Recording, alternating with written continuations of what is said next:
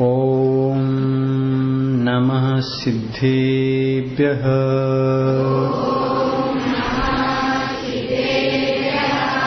ಓಂ ನಮಃ ಸಿದ್ಧೇಭ್ಯಃ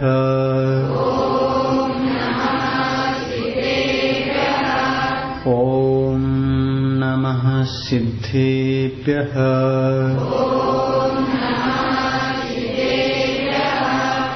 ನಮೋ ಅರಿಹಂತಾಣಂ ನಮೋ ಸಿದ್ಧಾಣಂ ನಮೋ ಆಯಿರ್ಯಾಣಂ ನಮೋ ವಜ್ಜಾಯಾಣಂ ನಮೋ ಲೋಯೇ ಸವ್ವಸಾಹುಣಂ ಏಸೋ ಪಂಚ ನಮೋ ಯಾರೋ ಸೌವ ಪಾವಪಣಾಸನೋ ಮಂಗಲಾರ್ಣಂ ಚ ಸವ್ವೇಸಿಂ ಪಢಮಂ ಹವೈ ಮಂಗಲಂ ಪಢಮಂ ಹವೈ ಮಂಗಲಂ। पंच परमेष्ठी भगवान की, अहिंसा परमो धर्म की, आचार्य गुरुवर श्री विद्यासागर मुनि महाराज की, आज के उत्तम त्याग धर्म की,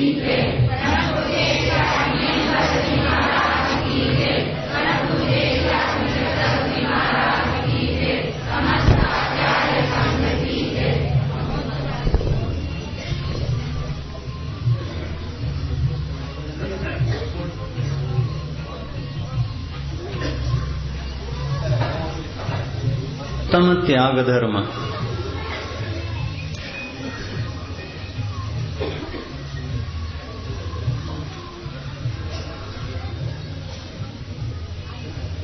ಜೈನ ಧರ್ಮದಲ್ಲಿ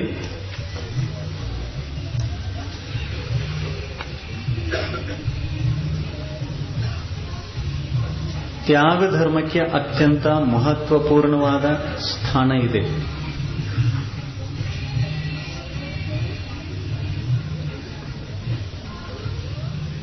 ತ್ಯಾಗ ಧರ್ಮದ ಎಷ್ಟು ಭವ್ಯ ಆತ್ಮರಿದ್ದಾರೆ ಅವರೇ ಜಯಮಂಗಲ ಮೂರ್ತಿಗಳು।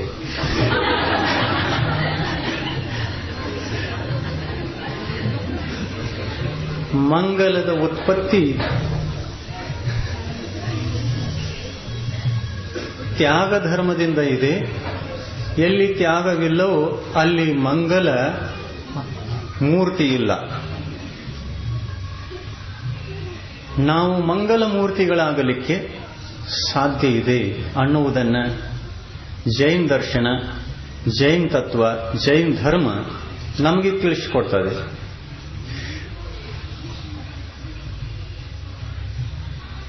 ಸಂಸಾರದಲ್ಲಿರ್ತಕ್ಕಂಥ ಪ್ರತಿಯೊಂದು ಭವ್ಯ ಜೀವಾತ್ಮನಲ್ಲಿ ಮಂಗಲ ಅವಸ್ಥೆಯನ್ನು ಪಡೆಯತಕ್ಕಂಥ ಶಕ್ತಿ ಇದೆ। ಮಂಗಲ ಅವಸ್ಥೆಯನ್ನ ಪಡೆಯತಕ್ಕಂಥ ಶಕ್ತಿ ಅಷ್ಟೇ ಅಲ್ಲ, ಆ ಮಂಗಲ ಅವಸ್ಥೆಯನ್ನು ಪಡೆದ ನಂತರ ಜಗತ್ತಿನಲ್ಲಿಯೇ ಉತ್ತಮ ಅನ್ನಿಸಿಕೊಳ್ಳತಕ್ಕಂಥ ಯೋಗ್ಯತೆಯೂ ಇದೆ। ಉತ್ತಮ ಅನ್ನಿಸಿಕೊಳ್ಳತಕ್ಕಂಥ ಯೋಗ್ಯತೆ ಅಷ್ಟೇ ಅಲ್ಲ, ಜಗತ್ತಿನಲ್ಲಿ ಇನ್ಯಾವ ಸಂಸಾರಿ ಪ್ರಾಣಿಗಳು ಅಮಂಗಲ ಅವಸ್ಥೆಯನ್ನು ತ್ಯಾಗ ಮಾಡಿ ಮಂಗಲ ಅವಸ್ಥೆಗೆ ಬರುವಂತಹ ಅಪೇಕ್ಷೆಯನ್ನು ಇಟ್ಟುಕೊಂಡಿರ್ತಾರೆ, ಅಂಥ ಅಪೇಕ್ಷೆಯುಳ್ಳ ಭವ್ಯ ಜೀವಿಗಳಿಗೆ ಶರಣವನ್ನ ಪ್ರದಾನ ಮಾಡತಕ್ಕಂತಹ ಪಾತ್ರಿತನೂ ಇದೆ। ಬನ್ನಿ ನಾವೆಲ್ಲರೂ ಮಂಗಲ ಮೂರ್ತಿ ಆಗೋಣ। ಮಂಗಲಾಚರಣದಲ್ಲಿ ಮಂಗಲ ಮೂರ್ತಿಯ ಗಾನವನ್ನು ಕೇಳಿದಿರ? ಮಂಗಲ ಮೂರ್ತಿ ಯಾರು ಅಂತಂದ್ರೆ ಜಗತ್ತಿನಲ್ಲಿ ಮಂಗಲ ಮೂರ್ತಿಗಳು 4: ಚತ್ತಾರಿ ಮಂಗಲಂ, ಅರಿಹಂತಾ ಮಂಗಲಂ, ಸಿದ್ಧಾ ಮಂಗಲಂ, ಸಾಹೂ ಮಂಗಲಂ, ಕೇವಲಿ ಪನ್ನತ್ತೋ ಧಮ್ಮೋ ಮಂಗಲಂ. ಪನ್ನತ್ತಂ ಅಲ್ಲ, ಕೇವಲಿ ಪನ್ನತ್ತೋ ಧಮ್ಮೋ ಮಂಗಲಂ. ಮಂಗಲ ಅವಸ್ಥೆಗೆ ನಾವು ಬರಬೇಕು ಅಂತಂದ್ರೆ ಎಲ್ಲಕ್ಕಿಂತ ಮುಖ್ಯ ಕಾರ್ಯ ಅಮಂಗಲವನ್ನೇ ನಾವು ನಮ್ಮ ಬದುಕಿನಲ್ಲಿರ್ತಕ್ಕಂಥದ್ದನ್ನ ತ್ಯಾಗ ಮಾಡಬೇಕು. ನಮ್ಮ ಬದುಕಿನಲ್ಲಿ ತ್ಯಾಗ ಮಾಡುವಂತಹ ವಸ್ತು ಒಂದೇ ಇದೆ. ಯಾವುದು? ಅಮಂಗಲ ವಸ್ತು. ಮಂಗಲ ಮೂರ್ತಿಯಾಗಲಿಕ್ಕೆ ಅಮಂಗಲ ವಸ್ತುವನ್ನ ತ್ಯಾಗ ಮಾಡುವುದಕ್ಕಾಗಿ ಸ್ವಾಗತ ಇದೆ. ಜೈನ ಧರ್ಮ ಎಲ್ಲರನ್ನ ಸ್ವಾಗತ ಕೋರ್ತಾ ಇದೆ. ನಾವು ಅಮಂಗಲವನ್ನ ತ್ಯಾಗ ಮಾಡಿ ಮಂಗಲವಾಗುವುದಕ್ಕಾಗಿ ತಯಾರಾಗಬೇಕು. ಇವತ್ತು ಉತ್ತಮ ತ್ಯಾಗ ಧರ್ಮ. ಯಾವುದನ್ನ ತ್ಯಾಗ ಮಾಡೋದಿದೆ? ಕೇವಲ ಒಂದನ್ನೇ ತ್ಯಾಗ ಮಾಡೋದಿದೆ, ಅಮಂಗಲವನ್ನ. ಅಮಂಗಲ ಅಂದ್ರೆ ಏನು? ಇವತ್ತು ಅದನ್ನೇ ತಿಳಿದುಕೊಳ್ಳೋಣ.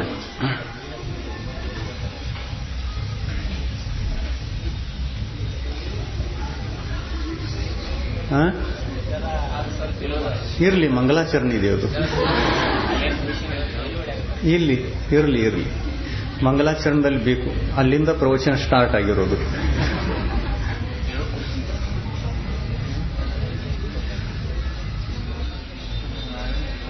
ಅಮಂಗಲ ಅಂದರೆ ಏನು ಅದನ್ನ ನಾವು ತಿಳಿದುಕೊಳ್ಳೋಣ. ಅಮಂಗಲವನ್ನ ಎರಡು ರೀತಿಯಲ್ಲಿ ಪ್ರತಿಪಾದಿಸಿ ತೀರ್ಥಂಕರರು ಅನಾದಿ ಕಾಲದಿಂದ ಭವ್ಯ ಜೀವಿಗಳಿಗೆ ಉಪದೇಶವನ್ನು ನೀಡಿದ್ದಾರೆ. ಅಮಂಗಲ ಎರಡು ಪ್ರಕಾರದ್ದು. ಎರಡನ್ನು ಕೂಡಿಸಿ ಒಂದೇ ಅಂತ ಹೇಳಿದ್ರು ಏನು ಅಡ್ಡಿ ಇಲ್ಲ. ಭೇದ ವಿವಕ್ಷೆಯಿಂದ ಭೇದ ಎರಡು, ಅಭೇದ ವಿವಕ್ಷೆಯಿಂದ ಅಮಂಗಲಕ್ಕೆ ಒಂದೇ ಭೇದ. ಅಮಂಗಲ ಅಂದರೆ ಯಾವುದು ಆತ್ಮನಿಗೆ ದುಃಖವನ್ನು ಕೊಡುತ್ತದೆಯೋ ಅದೇ ಅಮಂಗಲ, ಮತ್ತು ಯಾವುದು ಆತ್ಮನಿಗೆ ಸುಖವನ್ನು ಕೊಡುತ್ತದೆಯೋ ಅದು ಮಂಗಲ.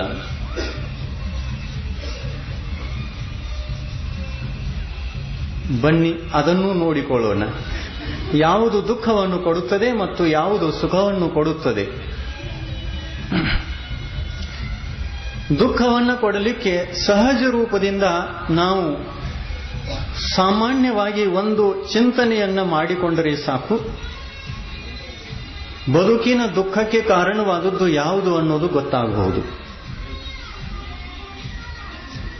ಸಂಸಾರದಲ್ಲಿ ಎಷ್ಟೋ ಪ್ರಕಾರದ ಚಿಂತೆಗಳು, ಎಷ್ಟೋ ಪ್ರಕಾರದ ದುಃಖಗಳು, ಎಷ್ಟೋ ಪ್ರಕಾರದಿಂದ ಹೆದರಿಕೆ, ಎಷ್ಟೋ ಪ್ರಕಾರದಿಂದ ಅಪಮಾನ, ಎಷ್ಟೋ ಪ್ರಕಾರದಿಂದ ಭಯ, ಎಷ್ಟೋ ಪ್ರಕಾರದಿಂದ ದುರ್ಧ್ಯಾನ, ಇವು ಎಲ್ಲವೂ ಆಗಲಿಕ್ಕೆ ಕಾರಣ ಯಾವುದು ಅನ್ನುವಂಥ ಪ್ರಶ್ನೆಗೆ ಉತ್ತರವನ್ನು ಹುಡುಕೋಣ.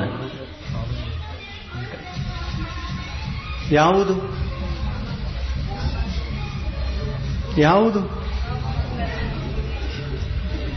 ಆ ಪ್ರಶ್ನೆಗೆ ಉತ್ತರ ಸಿಕ್ತಂದ್ರೆ ಮುಗೀತು. ನಮ್ಮ ವೈರ, ಮತ್ತೊಬ್ಬರ ವಿಷಯದಲ್ಲಿ ಮತ್ತೊಬ್ಬರಿಂದ ವೈರಭಾವವನ್ನು ಇಟ್ಟುಕೊಳ್ಳುವಂತಹ ಕಾರ್ಯ, ಯಾರ ಸಂಬಂಧದಲ್ಲಿ ನಾವು ವೈರವನ್ನು ಇಟ್ಟುಕೊಳ್ತೇವೆ ಅವರ ಬಗ್ಗೆ ಚಿಂತೆ, ದುಃಖ, ಹೆದರಿಕೆ, ಶೋಕ ಇತ್ಯಾದಿ ಈ ಆತ್ಮಿಕ ವಿಕಾರಗಳು ಯಾವ ಕಾರಣದಿಂದ ಇವೆ ಅನ್ನೋದನ್ನ ನಾವು ಚಿಂತನೆ ಮಾಡೋಣ. ಇವತ್ತು ತ್ಯಾಗ ಧರ್ಮ. ಅಮಂಗಲ ಅಂದರೆ ಏನು, ಮಂಗಲ ಎಂದರೆ ಏನು, ಈ ಎರಡು ಶಬ್ದಗಳನ್ನು ತಿಳಿದುಕೊಳ್ಳುವುದರ ಜೊತೆಯಲ್ಲಿ ನಾವು ಅಮಂಗಲ ದುಃಖಕ್ಕೆ ಕಾರಣ ಅಂತಂದಿದ್ದೀವಿ ಅಂದಮೇಲೆ ದುಃಖಕ್ಕೆ ಕಾರಣವಾದ ಆ ವಿಷಯವನ್ನ ಹುಡುಕಿಕೊಳ್ಳೋಣ. ಯಾವುದು? ತೀರ್ಥಂಕರು ಯಾವುದನ್ನು ಬಿಟ್ಟರೋ ಅದು. ತೀರ್ಥಂಕರು ಯಾವುದನ್ನು ಬಿಟ್ಟರೋ ಅದು, ಎಷ್ಟು ಪ್ರಕಾರವಾಗಿ ಬಿಟ್ಟರೋ ಅದು, ಎಷ್ಟು ವಿಧದಿಂದ ಬಿಟ್ಟರೋ ಅದು, ಅದೇ ದುಃಖಕ್ಕೆ ಕಾರಣ. ಕಲ್ಪನೆಗೆ ಬಂತೆ ಯಾವುದು? ಪರಿಗ್ರಹ. ಪರಿಗ್ರಹ ಆತ್ಮನಿಗೆ ಸಕಲ ದುಃಖಕ್ಕೆ ಮೂಲ.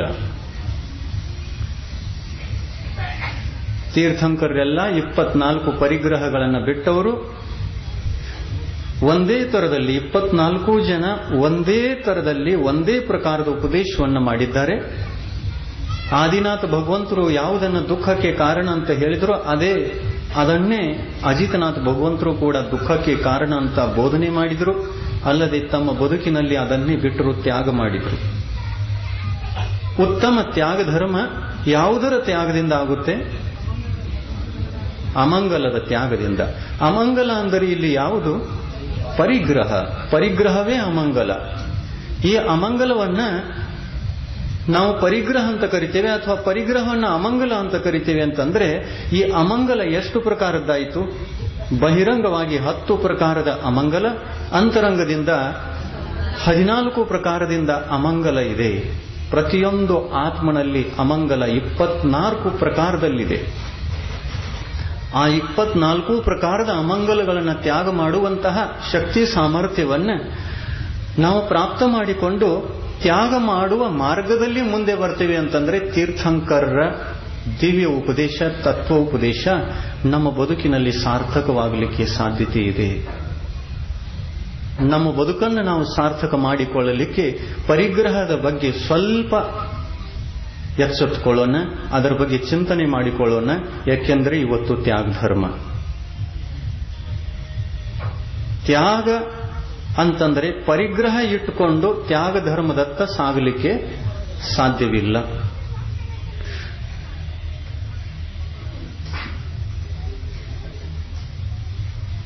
ಒಂದು ಪ್ರಶ್ನೆ, ಜಗತ್ತಿನಲ್ಲಿ ಎಲ್ಲಕ್ಕಿಂತ ದೊಡ್ಡ ಭಾರವಾದ ವಸ್ತು ಯಾವುದು? ಎಲ್ಲಕ್ಕೂ ಒಂದೇ ಉತ್ತರ. ಜಗತ್ತಿನಲ್ಲಿ ಎಲ್ಲಕ್ಕಿಂತ ದೊಡ್ಡ ಭಾರವಾದ ವಸ್ತು ಯಾವುದು ಅಂತ ಕೇಳಿದಾಗ ನೀವೇನು ಹೇಳ್ತೀರಿ? ಪರಿಗ್ರಹ. ಪರಿಗ್ರಹ ಬಹಿರಂಗ ಪರಿಗ್ರಹ ಅತಿ ಭಾರವಾದದ್ದು ಅಥವಾ ಅಂತರಂಗ ಪರಿಗ್ರಹ ಅತಿ ಭಾರವಾದದ್ದು? ಅಂತರಂಗ ಪರಿಗ್ರಹ ಅತಿ ಭಾರವಾದದ್ದು. ಅದನ್ನು ಸ್ವಲ್ಪ ಹೊರಗೆ ತೆಗೆದು ಒಂದು ತಕ್ಕಡಿಯಲ್ಲಿ ಇಟ್ಟು ಬಹಿರಂಗ ಪರಿಗ್ರಹ ಇನ್ನೊಂದು ಕಡೆಗೆ ಇಡೋದು, ಅಂತರಂಗ ಪರಿಗ್ರಹವನ್ನು ಮತ್ತೊಂದು ಕಡೆಗೆ ಇಡೋದು. ಆ ತಕ್ಕಡಿಯನ್ನು ಎತ್ತಿ ತೂಕ ಮಾಡಿ ನೋಡಿದರೆ ಯಾವುದರ ಭಾರ ಹೆಚ್ಚಾಗ್ತದೆ ಅನ್ನೋದನ್ನ ನಾವು ಕಲ್ಪನೆ ಮಾಡಿಕೊಳ್ಳೋಣ. ಇಡೋಣ ತಕ್ಕಡಿಯಲ್ಲಿ. ಒಂದು ಕಡೆಗೆ 14 ಪ್ರಕಾರದ ಪರಿಗ್ರಹಗಳನ್ನು ಇಡೋಣ. ಇನ್ನೊಂದು ಕಡೆಗೆ ಕ್ಷೇತ್ರ ವಾಸ್ತು ಹಿರಣ್ಯ ಸುವರ್ಣ ಧನ ಧಾನ್ಯ ದಾಸಿ ದಾಸ ಕುಪ್ಪೆ ಭಾಂಡ ಇವುಗಳನ್ನು ಇಡೋಣ. 10 ಪರಿಗ್ರಹಗಳು. ಎರಡೂ ಕಡೆಗೆ 2 ಪರಿಗ್ರಹಗಳನ್ನು ಇಟ್ಟು ಆ ತಕ್ಕಡಿಯನ್ನು ಮೇಲಕ್ಕೆ ಎತ್ತಿದ್ರೆ ಯಾವುದು ಹಗುರು, ಯಾವುದು ಭಾರ? ಬಹಿರಂಗ ಪರಿಗ್ರಹ ಹಗರು, ಅಂತರಂಗ ಪರಿಗ್ರಹ ಜಡ.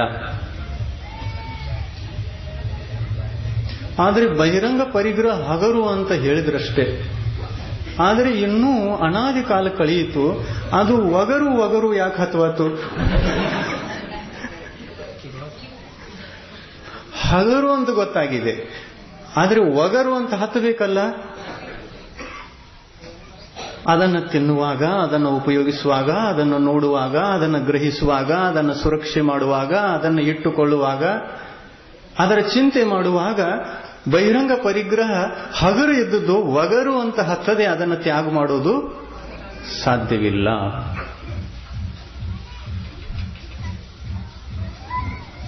ಬಹಿರಂಗ ಪರಿಗ್ರಹ ಒಗರು ಹಗರು ಎರಡೂ ಇದೆ. ಆದರೆ ಅಂತರಂಗ ಪರಿಗ್ರಹ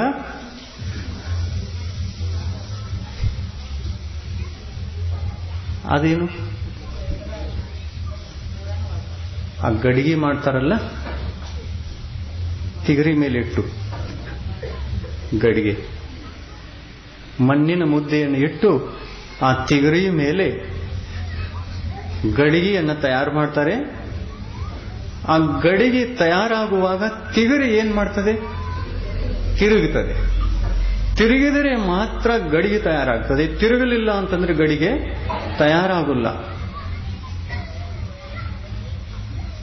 ಅಂತರಂಗ ಪರಿಗ್ರಹ ಸಂಸಾರಿ ಜೀವಾತ್ಮನಿಗೆ ಇದು ಸಂಸಾರದಲ್ಲಿರ್ತಕ್ಕಂತಹ ಜೀವ ಸಂಸಾರಿ ಪ್ರಾಣಿ ಇದು ಮಣ್ಣಿನ ಮುದ್ದೆಯಂತೆ. ಈ ಮಣ್ಣಿನ ಮುದ್ದೆಯಿಂದ ಗಡಿಗೆನೂ ತಯಾರಾಗಬಹುದು, ಆದರೆ ಅಡಿಗೆ ತಯಾರಾಗೋಲ್ಲ. ಮಣ್ಣಿನ ಮುದ್ದೆಯಿಂದ ಗಡಿಗೆ ಆಗಬಹುದು, ಅಡಿಗೆ ತಯಾರಾಗಲ್ಲ. ಆ ಮಣ್ಣಿನ ಮುದ್ದೆಯಿಂದ ಗಡಿಗೆಯನ್ನು ತಯಾರು ಮಾಡಿದ ನಂತರ ಅಡಿಗೆಯನ್ನು ತಯಾರು ಮಾಡಬಹುದು.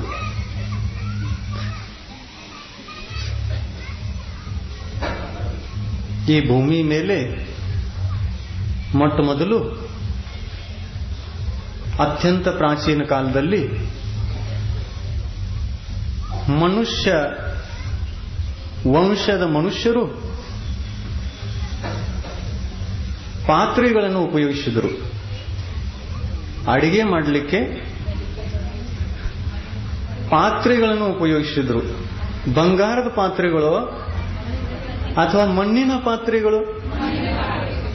ಮಣ್ಣಿನ ಪಾತ್ರೆಗಳನ್ನು ಉಪಯೋಗಿಸಿದರು. ಬಹಳ ಕಾಲದ ಹಿಂದೆ ಉಪಯೋಗಿಸಿದ್ರು. ಇವತ್ತು ನಾವು ಉಪಯೋಗ ಮಾಡಿಕೊಳ್ತಾ ಇದ್ದೇವೆ, ಅವುಗಳ ಸಂಖ್ಯೆ ಕಮ್ಮಿಯಾಗಿದೆ. ಈ ಜರ್ಮನಿ, ಈ ಹಿತ್ತಾಳಿ, ಈ ಕಬ್ಬಿಣ, ಈ ಸ್ಟೀಲ ಇವು ಮಣ್ಣಿನ ಪಾತ್ರೆಯಷ್ಟು ಪ್ರಾಚೀನ ಅಲ್ಲ. ಇವು ಮಣ್ಣಿನ ಪಾತ್ರೆಗಳು.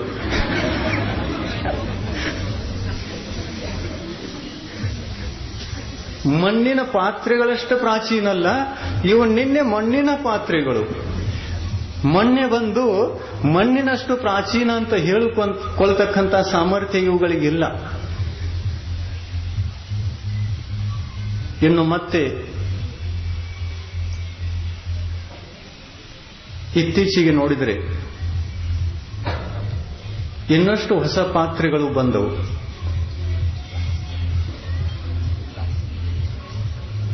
ಪ್ಲಾಸ್ಟಿಕದ ಪಾತ್ರೆಗಳು ಅತ್ಯಂತ ಹಗುರ.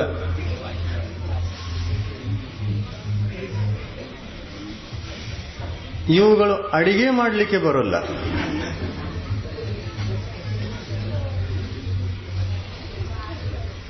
ಆಮೇಲೆ ರೈಲ್ ಗಾಡಿಯಲ್ಲಿ ಹೋಗುವಾಗ, ಯಾತ್ರೆ ಮಾಡುವಾಗ, ಚಹಾ ಕುಡಿಯಲಿಕ್ಕೆ, ಏನಾದರೂ ವಸ್ತುಗಳನ್ನು ತಿನ್ನಬೇಕು ಅಂದರೆ ಅವುಗಳನ್ನು ತಿನ್ನಲಿಕ್ಕೆ ಇನ್ನೂ ಕೆಲವೊಂದು ಹೊಸ ಹೊಸ ಪಾತ್ರೆಗಳ ಆವಿಷ್ಕಾರ ಇತ್ತೀಚೆಗೆ ಬಂತು. ಆ ಪಾತ್ರೆಗಳ ಹೆಸರು ಕಾಗದದ ಪಾತ್ರೆಗಳು. ಕಾಗದ ಪಾತ್ರೆಗಳು ಇವೆ, ನೋಡಿದಿರಲ್ಲ ಮಹಾರಾಜರು? ನಿಮ್ಗೆ ಹೆಂಗ್ ಗೊತ್ತ್ರಿ?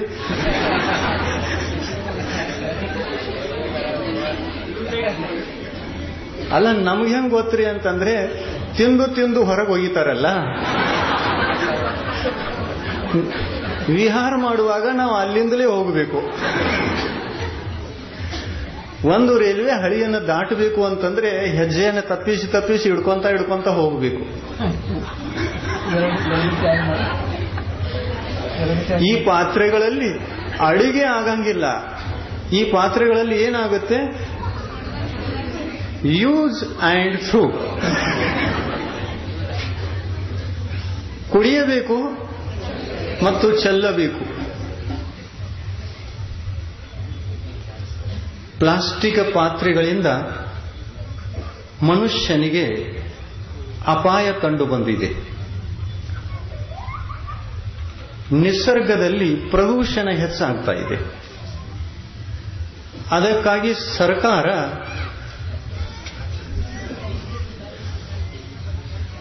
ಅದರಿಂದ ಸರಿಯಲಿಕ್ಕೆ ಹೇಳ್ತಾ ಇದೆ. ಆದರೆ ನಮ್ಮ ಕಾರ ಅದು ಪ್ಲಾಸ್ಟಿಕ್. ನಮ್ಮ ಕಾರನು ಪ್ಲಾಸ್ಟಿಕ್, ನಮ್ಮ ಪಾತ್ರೆಗಳು ಪ್ಲಾಸ್ಟಿಕ್, ನಮ್ಮ ಆಡುವಂತಹ ಆಟನಿಕೆಗಳು ಇವು ಪ್ಲಾಸ್ಟಿಕ್. ಆಮೇಲೆ ನಮ್ಮ 32 ಬತ್ತಿಸಿಗಳು ಮೂವತ್ತೆರಡು ಬತ್ತೀಸಿಗಳು ಕೂಡ ಪ್ಲಾಸ್ಟಿಕ. ಆ ಹಲ್ಲು ಪ್ಲಾಸ್ಟಿಕ್ ಬಂದು ಬಹಳ ಚಲೋ, ಮುರಿಯಂಗಿಲ್ಲವ, ಮುರಿಯುವಂತ ಹೆದರಿಕೆನೇ ಇಲ್ಲ. ಆಮೇಲೆ ಮತ್ತೆ ಏನೇನು ಪ್ಲಾಸ್ಟಿಕ್ ಬಂತು ನೋಡಿ. ಈ ಮೈಕದಲ್ಲಿ ಮೈಕನ್ನು ಹಿಡಿಯಿರ್ತಕ್ಕಂಥ ವಸ್ತು ಪ್ಲಾಸ್ಟಿಕ,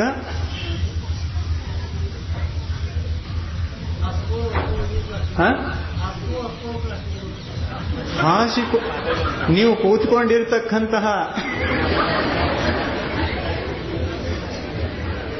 ನಿಮ್ಮ ದಿವ್ಯ ಆಸನ ಇದು ಪ್ಲಾಸ್ಟಿಕ. ಆಮೇಲೆ ಮೇಲೆ ಏನೋ ಕಬ್ಬಿಣ ಹಾಕಿದ್ದಾರೆ, ಅದು ಕೂಡ ಪ್ಲಾಸ್ಟಿಕ್ ಬಂದಿದೆ. ಭಗವಂತರ ಅಶೋಕ ವೃಕ್ಷವೂ ಕೂಡ ಪ್ಲಾಸ್ಟಿಕ, ಎಂದೂ ಬಾಡದಂತಹ ಗಿಡ.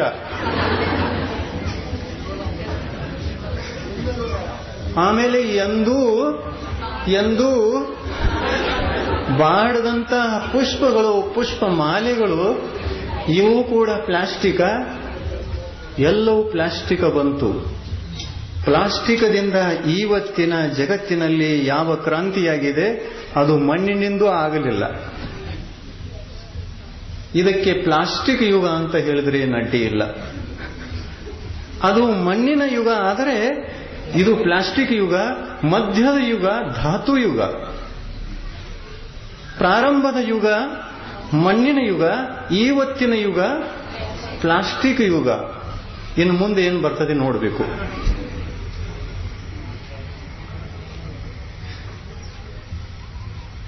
ತ್ಯಾಗ ಧರ್ಮ. ನಾವು ಎಲ್ಲವನ್ನ ತ್ಯಾಗ ಮಾಡ್ತಾ ಇದ್ದೇವೆ. ಪ್ರತಿಯೊಂದು ಕ್ಷೇತ್ರದಲ್ಲಿ ನಾವು ತ್ಯಾಗ ಮಾಡಿಯೇ ಮುಂದೆ ಬಂದಿದ್ದೇವೆ. ನಾವು ತ್ಯಾಗ ಮಾಡ್ತಿರ್ಲಿಲ್ಲ ಅಂತಂದ್ರೆ ಮುಂದೆ ಬರ್ತಿರ್ಲಿಲ್ಲ, ನಾವು ಹೊಸದನ್ನ ಅನುಭವಿಸ್ತಿರ್ಲಿಲ್ಲ. ಸಮಯಕ್ಕೆ ಮನುಷ್ಯ ತ್ಯಾಗ ಮಾಡಿದ್ದಾನೆ. ತ್ಯಾಗ ಮಾಡಿದ್ದಾನೆ, ಆದ್ದರಿಂದ ಆನಂದವನ್ನು ಅನುಭವಿಸಿದ್ದಾನೆ, ಸುಖವನ್ನು ಪಡೆದಿದ್ದಾನೆ. ಮಣ್ಣಿನ ಕೊಡವನ್ನು ತ್ಯಾಗ ಮಾಡಿ ಧಾತು ಪಾತ್ರೆಗಳಿಗೆ ಬಂದ. ಧಾತು ಪಾತ್ರೆಗಳನ್ನು ತ್ಯಾಗ ಮಾಡಿ ಪ್ಲಾಸ್ಟಿಕ್ ಪಾತ್ರೆಗಳಿಗೆ ಬಂದ. ಪ್ಲಾಸ್ಟಿಕ್ ಅನ್ನು ತ್ಯಾಗ ಮಾಡಿ ಇನ್ನು ಎಲ್ಲಿ ಹೋಗ್ತಾನೆ ಗೊತ್ತಿಲ್ಲ. ಕಾಗದಕ್ಕೆ ಬಂದ, ಪ್ಲಾಸ್ಟಿಕ್ಗೆ ಬಂದ, ಕಾಗದಕ್ಕೆ ಬಂದ ನಂತರ ಇನ್ನ ಎಲ್ಲಿ ಹೋಗ್ತಾನೆ ಗೊತ್ತಿಲ್ಲ. ಯಾವುದೂ ಬರಲಿಲ್ಲ ಅಂತಂದ್ರೆ ಏನು ಮಾಡ್ತಾನೆ ಗೊತ್ತಿಲ್ಲ. ಕೊನೆಯದು ಕಾಗದ ಯುಗ. ಯಾವುದೂ ಬರಲಿಲ್ಲ ಅಂತಂದ್ರೆ ದಗದ ಯುಗ. ನಾವು ಉತ್ತಮ ತ್ಯಾಗ ಧರ್ಮದ ದಿವಸ ಉತ್ತಮ ತ್ಯಾಗವನ್ನ ಹೇಗೆ ಮಾಡಬೇಕು ಅನ್ನುವಂತಹ ವಿಷಯಗಳನ್ನು ಕಲಿತುಕೊಳ್ಳೋದಿದೆ. ತ್ಯಾಗ ಸುಖಕ್ಕೆ ಕಾರಣ ಅಥವಾ ದುಃಖಕ್ಕೆ ಕಾರಣ? ಸುಖಕ್ಕೆ ಕಾರಣ.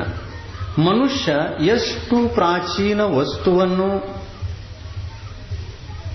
ಪ್ರಾಪ್ತ ಮಾಡಿಕೊಂಡಿದ್ರು, ಎಷ್ಟು ದಿನ ಅದನ್ನು ಬಳಸಿಕೊಂಡಿದ್ರು, ಅದನ್ನು ತ್ಯಾಗ ಮಾಡಿದಾಗ ಶಾಂತಿ ಸಿಕ್ಕಿದೆ, ಸುಖ ಸಿಕ್ಕಿದೆ. ಜೀವನದಲ್ಲಿ ನವೀನ ಅನುಭೂತಿ, ಹೊಸ ಅನುಭೂತಿ ಮನುಷ್ಯನಿಗೆ ಆಗಿದೆ. ಮಣ್ಣಿನ ಕೊಡ ಸಿಕ್ಕಿತ್ತು, ನಾವೇನ್ ತ್ಯಾಗ ಮಾಡೋರಲ್ಲ, ನಾವೇನ್ ಧಾತು ಪ್ರತಿಪಾತ್ರೆಗಳನ್ನು ಉಪಯೋಗಿಸೋರಲ್ಲ ಅಂತಿದ್ದ ಅಂತಂದ್ರೆ ಹೊಸ ಅನುಭೂತಿ ಆಗಲಿಕ್ಕೆ ಸಾಧ್ಯ ಇತ್ತೇನು? ಇಲ್ಲ. ಮಣ್ಣಿನ ಪಾತ್ರೆಯನ್ನ ಬಳಸಿಕೊಳ್ಳುವುದನ್ನು ಕಡಿಮೆ ಮಾಡಿದ, ಹೊಸ ಪಾತ್ರೆಯನ್ನು ಸ್ವೀಕಾರ ಮಾಡಿದ, ಹೊಸ ಆನಂದವನ್ನು ಪಡೆದ. ಅದನ್ನ ತ್ಯಾಗ ಮಾಡಿ ಮತ್ತೊಂದಕ್ಕೆ ಬಂದ, ಅದನ್ನು ಕಡಿಮೆ ಮಾಡಿದ, ಇದಕ್ಕೆ ಬಂದ, ಪ್ಲಾಸ್ಟಿಕ್ ಅನ್ನು ಬಳಸಿಕೊಂಡ. ಹೊಸ ಅನುಭೂತಿ ಆಯಿತು ಅಥವಾ ಹಳೇದಿದೆ? ಮೊದಲನೇ ಸಲ ಯಾವಾಗ ನೀವು ನಿಮ್ಮ ಮನೆಯಲ್ಲಿ ಪ್ಲಾಸ್ಟಿಕದ ಬಕೆಟ್ಗಳನ್ನು, ಪ್ಲಾಸ್ಟಿಕದ ಕೊಡೆಗಳನ್ನು, ಪ್ಲಾಸ್ಟಿಕದ ತಂಬಿಗೆಗಳನ್ನು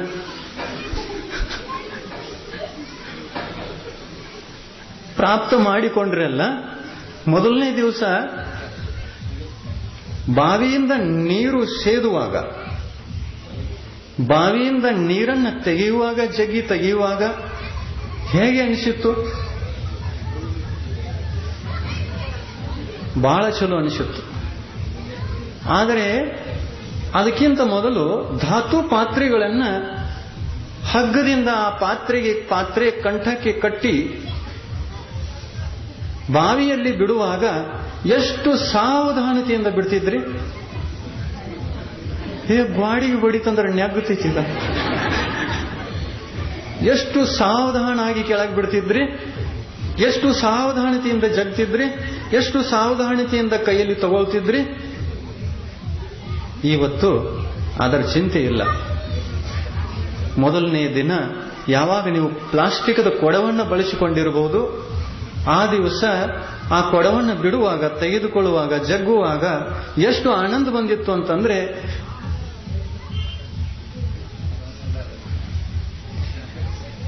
ಎಷ್ಟು ಆನಂದ ಬಂದಿತ್ತು.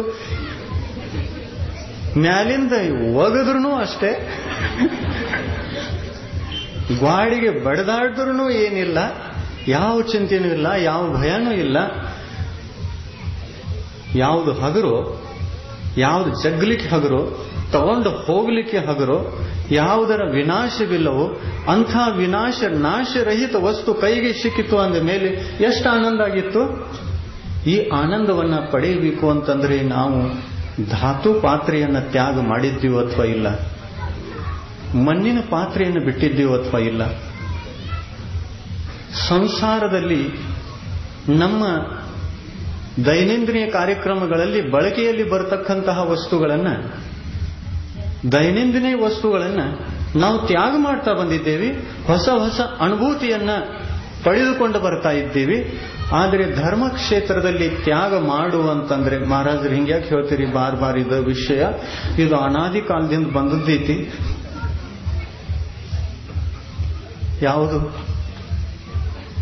ಯಾವುದದ? ಮಿಥ್ಯಾತ್ವ. ಮಿಥ್ಯಾತ್ವ ಮಣ್ಣಿನ ಪಾತ್ರೆ ಅನಾದಿ ಕಾಲದಿಂದ ಇದೆ. ಸಮ್ಯಕ್ತ್ವ ಧಾತು ಪಾತ್ರೆ ಈಗ ಬಂದಿದೆ. ಸಮ್ಯಕ್ ದರ್ಶನ ಧಾತು ಪಾತ್ರೆ, ಸಮ್ಯಕ್ ಜ್ಞಾನ ಅದಕ್ಕಿಂತ ಹಗರು, ಜ್ಞಾನಕ್ಕಿಂತ ಹಗರು, ಜ್ಞಾನಕ್ಕಿಂತ ಆನಂದ ಕೊಡ್ತಕ್ಕಂಥ ವಸ್ತು ಜಗತ್ತಿನಲ್ಲಿ ಇನ್ಯಾವುದಿದೆ? ಯಾವುದೂ ಇಲ್ಲ. ಎಲ್ಲಕ್ಕಿಂತ ಹಗರು ವಸ್ತು ಅಂತಂದ್ರೆ ಜ್ಞಾನ, ಆತ್ಮದ ಗುಣ ಅದು. ಆ ಜ್ಞಾನ ಯಾಕೆ ಹಗರು ಅಂತಂದ್ರೆ, ಈ ಜ್ಞಾನದಲ್ಲಿ ಮಿಥ್ಯಾತ್ವ ಅನ್ನತಕ್ಕಂತಹ ಪರಿಗ್ರಹ ಇದೆ ಅಂದ ಮೇಲೆ ಪರಿಗ್ರಹ ಸಹಿತ ಜ್ಞಾನ. ಆ ಹುಡುಗರನ್ನ ಸ್ವಲ್ಪ ನೋಡ್ರಿ, ಇಷ್ಟ. ಈ ಜಗತ್ತಿನಲ್ಲಿ ಎಲ್ಲಕ್ಕಿಂತ ಭಾರವಾದ ವಸ್ತು ಯಾವುದು ಅಂತ ಕೇಳಿದಾಗ ನೀವು ಒಂದು ಉತ್ತರವನ್ನು ನಮಗೆ ಕೊಟ್ಟಿದ್ದೀರಾ. ಯಾವುದು? ಪರಿಗ್ರಹ ಅಂತ ಕೊಟ್ಟಿದ್ದಾರೆ. ಪರಿಗ್ರಹದಲ್ಲಿ ಎರಡು ಪ್ರಕಾರ ಇದೆ, ಬಹಿರಂಗ ಪರಿಗ್ರಹ ಮತ್ತು ಅಂತರಂಗ ಪರಿಗ್ರಹ. ಈ ಎರಡು ಪ್ರಕಾರದ ಪರಿಗ್ರಹಗಳಲ್ಲಿ ಎಲ್ಲಕ್ಕಿಂತ ತೂಕವಾದ ಭಾರವಾದ ವಸ್ತು ಯಾವುದು ಅಂತ ಕೇಳಿದಾಗ ಅದನ್ನು ಉತ್ತರ ಕೊಟ್ಟಿದ್ದೀರಿ. ಯಾವುದು? ಅಂತರಂಗ ಪರಿಗ್ರಹ ಅಂತ. ಮಿಥ್ಯಾತ್ವ ಅಂತರಂಗ ಪರಿಗ್ರಹ ಅಥವಾ ಬಹಿರಂಗ ಪರಿಗ್ರಹ? ಅಂತರಂಗ ಪರಿಗ್ರಹ. ಮಿಥ್ಯಾತ್ವ ಅಂತರಂಗ ಪರಿಗ್ರಹ. ನಮ್ಮ ಆತ್ಮನಲ್ಲಿ ಮೂಢ ನಂಬಿಕೆಗಳು ಇರುವ ತನಕ ಅಂತರಂಗ ಪರಿಗ್ರಹ, ಮಿಥ್ಯಾತ್ವ ಅನ್ನತಕ್ಕಂಥದ್ದು ಇದ್ದೇ ಇರ್ತದೆ. ಮಿಥ್ಯಾತ್ವ ಅನ್ನತಕ್ಕಂಥ ಇದ್ದೇ ಇರುತ್ತೆ. ಅಲ್ಲಿ ಆಡಿದರೂ ಸಪ್ಪಳು ಬರೋದೆ.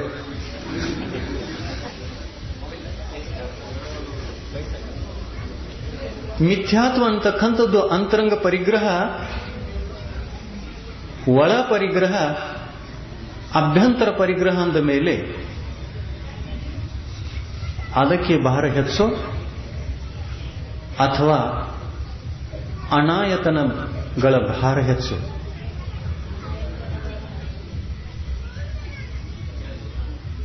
ಒಂದು ಅಗ್ರಹೀತ ಮಿಥ್ಯಾತ್ವ, ಇನ್ನೊಂದು ಗ್ರಹೀತ ಮಿಥ್ಯಾತ್ವ. ಅನಾಯತನಗಳು ಕೂಡ ಪರಿಗ್ರಹ, ಆಯತನಗಳು ಉಪಕರಣ. ನಮ್ಮ ಬದುಕಿಗೆ ಸುಖವನ್ನು ನೀಡತಕ್ಕಂಥ ಶಕ್ತಿ ಆಯತನಗಳಿಗೆ ಇರುವುದರಿಂದ ಆಯತನಗಳು ಉಪಕರಣ, ಅನಾಯತನಗಳು ಪರಿಗ್ರಹ. ಅನಾಯತನಗಳಿಗೆ ಉಪಕರಣ ಅಂತ ಯಾರು ಹೇಳಿದ್ದಾರೆ? ತೀರ್ಥಂಕರ್ ಯಾರೂ ಹೇಳಲಿಲ್ಲ. ಆದರೆ ಅಂತರಂಗದಲ್ಲಿರತಕ್ಕಂಥ ಮಿಥ್ಯಾತ್ವ ಕರ್ಮದ ಉದಯಕ್ಕೆ ಮತ್ತು ಮಿಥ್ಯಾತ್ವ ಕರ್ಮದ ಮಿಥ್ಯಾ ಪರಿಣಾಮಗಳಿಗೆ, ಭಾವಗಳಿಗೆ ಅಂತರಂಗ ಪರಿಗ್ರಹ ಅಂತ ಹೇಳಿದ್ರು. ಇದರ ತೂಕ ಜಾಸ್ತಿಯೋ ಅಥವಾ ಅನಾಯತನಗಳ ತೂಕ ಜಾಸ್ತಿ?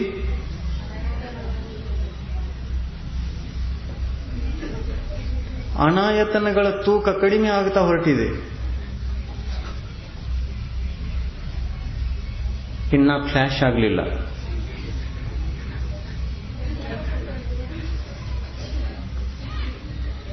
ಅನಾಯತನಗಳ ತೂಕ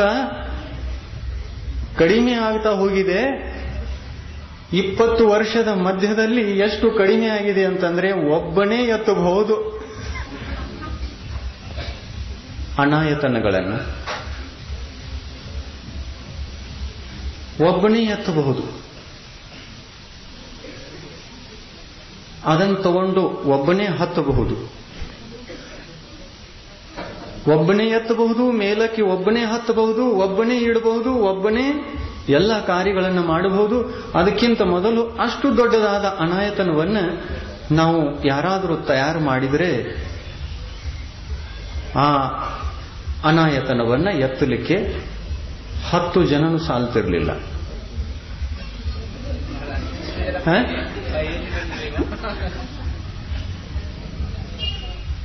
10 ಜನಗಳು ಕೂಡ ಸಾಲ್ತಿರ್ಲಿಲ್ಲ.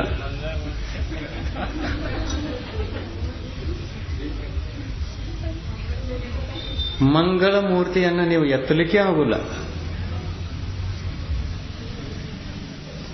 ಎಲ್ಲಕ್ಕಿಂತ ಹೆಚ್ಚು ಭಾರದ ವಸ್ತು ಯಾವುದು ಅಂತಂದ್ರೆ ಜಗತ್ತಿನಲ್ಲಿ ಮಂಗಳ ಮೂರ್ತಿ ಭಾರದ್ದಿದೆ. ಮತ್ತು ಎಲ್ಲಕ್ಕಿಂತ ಕಡಿಮೆ ಭಾರದ್ದು ಯಾವುದು ಅಂತಂದ್ರೆ ಇವತ್ತಿನ ಅಪೇಕ್ಷೆಯಿಂದ ಮಂಗಳ ಮೂರ್ತಿ. ಮಂಗಳ ಮೂರ್ತಿಗಳಿಗೆ ವಜನ ಇರಲ್ಲ. ಆದರೆ ಮಂಗಳ ಮೂರ್ತಿ ಅನಾಯತನ ರೂಪದಲ್ಲಿತ್ತು ಅಂತಂದ್ರೆ ಬಹಳ ಹಗರು. ಆದರೆ ಸಮ್ಯಕ್ ದರ್ಶನದ ಪ್ರಾಪ್ತಿಗೆ ಅದು ಒಗರು.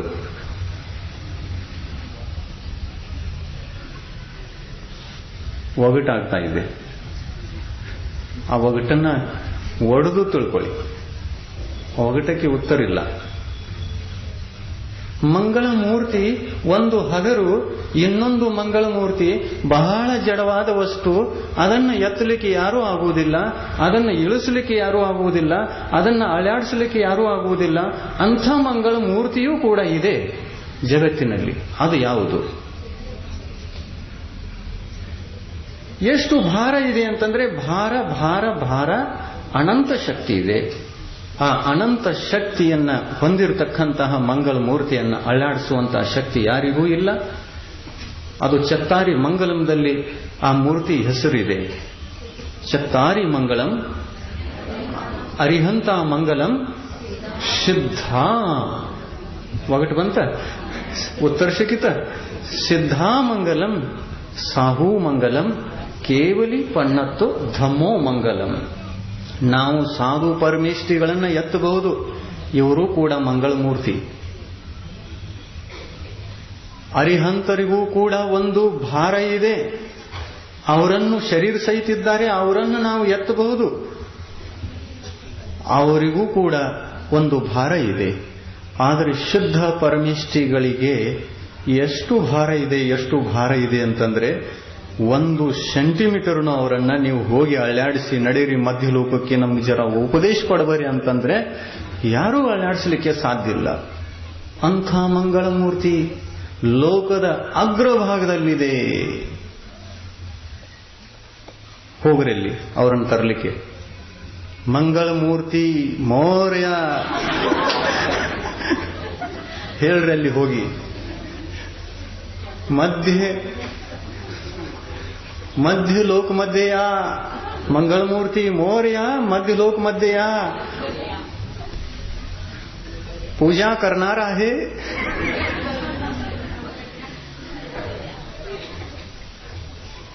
चतुर्दिवसी या ಚತುರ್ಥಿ ಸಿದ್ಧ ಪರಮಿಷ್ಠಿಗಳು ಮಂಗಲ, ಅರಿಹಂತರು ಕೂಡ ಮಂಗಲ, ಸಾಧು ಪರಮಿಷ್ಠಿಗಳು ಕೂಡ ಮಂಗಲ. ಇವರು ಹೇಳಿರ್ತಕ್ಕಂತಹ ಧರ್ಮವೂ ಕೂಡ ಮಂಗಲ. ಧರ್ಮ ಎಂಥ ಧರ್ಮ? ವೀತರಾಗ ಧರ್ಮ. ಧರ್ಮ ಎಂಥ ಧರ್ಮ? ಅಹಿಂಸಾ ಧರ್ಮ. ಧರ್ಮ ಎಂಥ ಧರ್ಮ? ಎಲ್ಲಿ ಸತ್ಯವಿದೆಯೋ, ತತ್ವವಿದೆಯೋ, ಸಿದ್ಧಾಂತವಿದೆಯೋ ಆ ಧರ್ಮವೇ ನಿಜವಾದ ಧರ್ಮ. ಅದೇ ಆತ್ಮಧರ್ಮ, ಆಧ್ಯಾತ್ಮಿಕ ಧರ್ಮ. ಆತ್ಮನನ್ನ, ಪ್ರತಿಯೊಂದು ಆತ್ಮನನ್ನ ಪರಮಾತ್ಮನನ್ನಾಗಿ ಮಾಡತಕ್ಕಂಥ ಶಕ್ತಿಯುಳ್ಳ ಧರ್ಮ. ಇಂಥ ಧರ್ಮವೂ ಮಂಗಲ. ಆ ಧರ್ಮವನ್ನ ನಾವು ಬರಮಾಡಿಕೊಳ್ಳಬೇಕು ನಮ್ಮ ಬದುಕಿನಲ್ಲಿ. ಈ ಧರ್ಮವನ್ನ ಬರಮಾಡಿಕೊಳ್ಳಲಿಕ್ಕೆ ಯಾವುದೇ ಪ್ರಕಾರದ ಜಾತಿ, ಕುಲ, ಸಂಪ್ರದಾಯ, ಪರಂಪರೆ, ಅಂಥ ಜೀವ, ಇಂಥ ಜೀವ, ಅಂಥ ವರ್ಗ, ಇಂಥ ವರ್ಗ ಯಾವುದು ಇದರ ಮುಂದೆ ಬೇಕಾಗಿಲ್ಲ. ಆತ್ಮನಲ್ಲಿ ಧರಿಸುವಂತಹ ಶಕ್ತಿ, ಬರಮಾಡಿಕೊಳ್ಳತಕ್ಕಂತಹ ಶಕ್ತಿ ಒಂದಿದ್ದರೆ ಸಾಕು. ಆ ಧರ್ಮ ಮಂಗಳ ಧರ್ಮ. ಮಂಗಳಮೂರ್ತಿ ಮೌರ್ಯ. ಹೇ ಮಂಗಳ ಧರ್ಮ, ನನ್ನ ಆತ್ಮನಲ್ಲಿ ಬಂದು ಕೂತುಕೊಳ್ಳು. ನಾನು ನಿನ್ನನ್ನ ಆರಾಧಿಸುತ್ತೇನೆ, ನಾನು ನಿನ್ನನ್ನು ಪೂಜಿಸುತ್ತೇನೆ, ನಾನು ನಿನ್ನನ್ನು ವಂದಿಸುತ್ತೇನೆ, ಅರ್ಚಿಸುತ್ತೇನೆ. ನಿನ್ನಿಂದ ನಾನು ಸುಖಿಯಾಗುತ್ತೇನೆ. ಹೇ ಮಂಗಳಮೂರ್ತಿ, ನೀನು ನನ್ನ ಆತ್ಮನಲ್ಲಿ ಬಂದು ನೆಲೆಗೊಳ್ಳು, ವಾಸವಾಗು. ನೀನು ವಾಸಗೊಳ್ಳದೆ ನಾನು ವಾಸಕ್ಕೆ ಹೋಗಲ್ಲ. ಸ್ವಲ್ಪ ಹಠ ಮಾಡು, ಸ್ವಲ್ಪ ಹಠ ಮಾಡಬೇಕು. ನಿಜವಾದ ಧರ್ಮ ಬದುಕಿನಲ್ಲಿ ಬರಬೇಕು ಅಂತಂದ್ರೆ ಸ್ವಲ್ಪ ಹಠ ಬೇಕೋ ಬೇಡ? ಹಠ ಮಾಡುವಂತ ಸ್ವಲ್ಪ ಚಟನೂ ಬೇಕೋ ಬೇಡ? ಬ್ಯಾರೆ ಚಟಗಳು ಬೇಡ, ಆದ್ರೆ ಈ ಹಠದ ಚಟ ಇತ್ತು ಅಂತಂದ್ರೆ ಚಟ್ನ ಎದ್ದ ಆ ಮೂರ್ತಿ ಆತ್ಮನಲ್ಲಿ ಬಂದು ಕೂತ್ಕೊಳ್ಬಹುದು, ನಾವು ವಂದಿಸಬಹುದು. ಆ ಧರ್ಮ ಯಾವುದು ಅಂತಂದ್ರೆ ಮಂಗಳ ಧರ್ಮ, ಅಹಿಂಸಾ ಧರ್ಮ, ಸತ್ಯ ಧರ್ಮ, ತಾತ್ವಿಕ ಧರ್ಮ, ಆತ್ಮಿಕ ಧರ್ಮ. ಅದರ ಹೆಸರೇ ರತ್ನತ್ರಯ ಧರ್ಮ. ಸಮ್ಯಕ್ ದರ್ಶನದ ಆಯತನ ನಮ್ಮ ಹೃದಯದಲ್ಲಿ ಬಂದು ವಿರಾಜಿಸಿಕೊಳ್ಳಬೇಕು. ಮಿಥ್ಯಾತ್ವದ ಅನಾಯತನ ತಾನಾಗಿ ಸರಿದು ಹೋಗುತ್ತೆ. ಯಾವುದು ಅನಾದಿ ಕಾಲದಿಂದ ನಮ್ಮ ಜೊತೆಯಲ್ಲಿ ಬಂದಿದೆ ಅದನ್ನು ನಾವು ಪರಂಪರೆ ಮಾಡಿಕೊಂಡು ಹಾಗೇನೆ ಇಟ್ಟುಕೊಂಡಿವಿ ಅಂತಂದ್ರೆ ಹೊಸದಕ್ಕೆ, ಹೊಸ ಅನುಭೂತಿಗೆ ದಾರಿಯನ್ನ ಕಟ್ ಮಾಡಿಕೊಂಡು, ದಾರಿಯನ್ನ ನಿರುದ್ಧ ಮಾಡಿಕೊಂಡು, ದಾರಿಯನ್ನ ನಿಲ್ಲಿಸಿ ನಾವು ಜೀವಿಸಿದಂತೆ ಆಗುತ್ತೆ. ಸಮ್ಯಕ್ತ್ವ ಜಗತ್ತಿನಲ್ಲಿ ಮಂಗಳ, ಸಮ್ಯಕ್ ಜ್ಞಾನ ಜಗತ್ತಿನಲ್ಲಿ ಸರ್ವೋಪರಿ ಮಂಗಳ. ಸಮ್ಯಕ್ ಚಾರಿತ್ರ ನಮ್ಮ ಆತ್ಮಿಕ ಮಂಗಳ ವಸ್ತು, ಧರ್ಮ. ಅದನ್ನು ಇರಿಸಿಕೊಳ್ಳಬೇಕು. ಸಮ್ಯಕ್ತ್ವಕ್ಕೆ ವಿರುದ್ಧವಾದ ವಸ್ತು ಯಾವುದು? ಮಿಥ್ಯಾತ್ವ. ಮಿಥ್ಯಾತ್ವ ಅನಾಯತನ, ಸಮ್ಯಕ್ತ್ವ ಆಯತನ. ಸಮ್ಯಕ್ ಜ್ಞಾನಕ್ಕೆ ವಿರುದ್ಧವಾದ ತತ್ವ ಯಾವುದು? ಮಿಥ್ಯಾಜ್ಞಾನ. ಮಿಥ್ಯಾಜ್ಞಾನ ಅನಾಯತನ, ಸಮ್ಯಕ್ ಜ್ಞಾನ ಆಯತನ. ಸಮ್ಯಕ್ ಚಾರಿತ್ರಕ್ಕೆ ವಿರುದ್ಧವಾದ ತತ್ವ ಯಾವುದು? ಮಿಥ್ಯಾಚಾರಿತ್ರ. ಅದು ಅನಾಯತನ, ಇದು ಆಯತನ. ಮೂರು ಅಮಂಗಲ ಮೂರ್ತಿಗಳು, ಮೂರು ಮಂಗಲ ಮೂರ್ತಿಗಳು. ಈ ಮಂಗಲ ಮೂರು ಮೂರ್ತಿಗಳು, ರತ್ನತ್ರಯಗಳು ನಮ್ಮ ಬದುಕಿನಲ್ಲಿ ಬಂದು ನಮ್ಮ ಆತ್ಮನಲ್ಲಿ ನೆಲೆಗೊಳ್ಳದೆ ನಮ್ಮ ಆತ್ಮ ಮಂಗಲ ಅವಸ್ಥೆಯನ್ನ ಪಡೆಯುವುದೇ ಇಲ್ಲ. ಮಂಗಲ ಅಂತ ಅನ್ನಿಸಿಕೊಳ್ಳುವುದೇ ಇಲ್ಲ. ನಮ್ಮ ಆತ್ಮದೋಷಗಳೇ ಅಮಂಗಲ. ನಮ್ಮ ಆತ್ಮನ ವೈಭಾವಿಕ ಪರಿಣತಿಯ ಪರಿಣಾಮಗಳೇ ಅಮಂಗಲ. ಆತ್ಮನ ವೈಭಾವಿಕ ಪರಿಣತಿಯೇ ಅಮಂಗಲ, ಆತ್ಮನ ಸ್ವಾಭಾವಿಕ ಪರಿಣತಿಯೇ ಮಂಗಲ. ಆತ್ಮನ ಶುದ್ಧ ಅವಸ್ಥೆಯೇ ಮಂಗಲ, ಆತ್ಮನ ಧರ್ಮ ಅವಸ್ಥೆಯೇ ಮಂಗಲ. ಆತ್ಮನ ಅಶುದ್ಧ ಅವಸ್ಥೆ, ಆತ್ಮನ ಅಧರ್ಮ ಅವಸ್ಥೆ ಇದು ಅಮಂಗಲ. ಅಮಂಗಲವನ್ನ ತ್ಯಾಗ ಮಾಡೋದಿದೆ, ಮಂಗಲವನ್ನ ಸ್ವಾಗತ ಮಾಡೋದಿದೆ. ಸ್ವಾಗತ ಮಾಡಿದ್ರಿ, ಹೇ ಸಮ್ಯಕ್ ದರ್ಶನ ಆಯತನ, ನನ್ನಲ್ಲಿ ನೀನು ಬಂದು ನೆಲೆಗಳು, ನಾನು ನಿನ್ನನ್ನು ಆರಾಧಿಸುತ್ತೇನೆ ಮತ್ತು ಅನಾಯತನವನ್ನ ನಾನು ತ್ಯಾಗ ಮಾಡುತ್ತೇನೆ. ನೀನು ಹೋಗು, ಹೇ ಅಮಂಗಲ ನೀನು ಹೋಗು, ನಾನು ನಿನ್ನನ್ನು ತ್ಯಜಿಸುತ್ತಿದ್ದೇನೆ. ಯಾಕೆಂದರೆ ನಾನು ಬಹಳ ಸಮಯದಿಂದ ನಿನ್ನ ಜೊತೆಯಲ್ಲಿದ್ದು ಆನಂದವನ್ನು ಅನುಭವಿಸಿದೆ. ಆದರೆ ಇವತ್ತು ಯಾಕೋ ನಿನ್ನಿಂದ ನನಗೆ ಸುಖ ಇಲ್ಲ ಅನ್ನುವಂಥ ವಿಷಯ ಗೊತ್ತಾಯಿತು. ಯಾವಾಗಿನಿಂದ ಗೊತ್ತಾಯಿತು? ನಾನು ಯಾವಾಗ ಸಂಡೇ ಪ್ರವಚನ ಕೇಳಿದನೋ ಅಂದಿನಿಂದ ಗೊತ್ತಾಯಿತು. ನಾನು ಮಂಗಳಮೂರ್ತಿ ಗುರುಗಳ ಪ್ರವಚನವನ್ನ ಕೇಳಿದ ನಂತರ ಯಾಕೋ ಸ್ವಲ್ಪ ಹೊಸ ಅನುಭೂತಿ ನನಗೆ ತಂದುಕೊಳ್ಳಬೇಕು, ನನ್ನ ಬದುಕಿನಲ್ಲಿ ಅಂಥದ್ದನ್ನು ಸ್ವೀಕಾರ ಮಾಡಬೇಕು ಅನ್ನತಕ್ಕಂಥ ಭಾವನೆ ಬಂತು. ಆದ್ದರಿಂದ ನೀನು ಸ್ವಲ್ಪ ಆಚೆ ಸರಿ, ನನ್ನನ್ನು ಬಿಟ್ಟು ಅಗಲು, ನಾನು ಹೊಸದನ್ನು ಸ್ವೀಕಾರ ಮಾಡುತ್ತೇನೆ. ನಮ್ಮ ಗುರುಗಳು ಯಾವುದನ್ನು ಹೇಳಿದ್ದಾರೆ ಅಲ್ಲ, ಅದನ್ನು ಸ್ವಲ್ಪ ನೋಡ್ತೇನೆ, ಅನುಭವಿಸ್ತೇನೆ, ಆಮೇಲೆ ನಿನಗೆ ಹೇಳ್ತೇನೆ. ಒಂದು ವೇಳೆ ಅದು ಸರಿ ಇಲ್ಲ ಅಂತಂದ್ರೆ ನಿನ್ನನ್ನೇ ಎತ್ತಿಕೊಳ್ತೇನೆ. ನೀನು ಅಮಂಗಳ ಮೂರ್ತಿ ಅನ್ನೋದು ನನಗೆ ಗುರುಗಳಿಂದ ಗೊತ್ತಾಯಿತು. ನೀನು ಅಮಂಗಲ ಮೂರ್ತಿ ಅನ್ನೋದು ನನಗೆ ಆಚಾರ್ಯ ಪರಮೇಷ್ಠಿಗಳಿಂದ ಗೊತ್ತಾಯಿತು. ನೀನು ಅಮಂಗಲ ಮೂರ್ತಿ ಅನ್ನೋದು ನನಗೆ ಜಿನ್ವಾಣಿಯ ಶಾಸ್ತ್ರವನ್ನು ಓದಿದಾಗ ಗೊತ್ತಾಯಿತು. ತೀರ್ಥಂಕರರ ದಿವ್ಯ ಧ್ವನಿಯನ್ನ ಆಲಿಸಿದಾಗ ಗೊತ್ತಾಯಿತು. ಅದಕ್ಕಾಗಿ ಸ್ವಲ್ಪ ಹೊಸ ಪ್ರಯೋಗವನ್ನ ನನ್ನ ಬದುಕಿನಲ್ಲಿ ನಾನು ಮಾಡಬೇಕಂತ ಅಪೇಕ್ಷೆ ಪಟ್ಟಿದ್ದೇನೆ. ಎಲೆ ಅಮಂಗಳ ಮೂರ್ತಿ, ಮಿಥ್ಯಾತ್ವ ಸ್ವಲ್ಪ ಸರಿ, ಸಿಂಹಾಸನವನ್ನ ಸ್ವಲ್ಪ ಖಾಲಿ ಮಾಡು. ನಾನು ಸಮ್ಯಕ್ತವನ್ನ ಸ್ವಾಗತಿಸುತ್ತೇನೆ. ಮಂಗಳಮೂರ್ತಿ ಮೌರ್ಯ.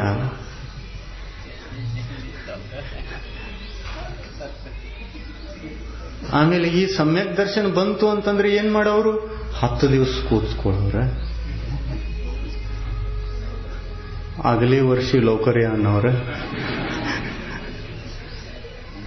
ಸಮ್ಯಕ್ ದರ್ಶನ ಬದುಕಿನಲ್ಲಿ ಒಂದು ಸಲ ಬಂತು ಅಂತಂದ್ರೆ, ಅದು ಒಂದು ಸಲ ಬಂತು ಅಂತಂದ್ರೆ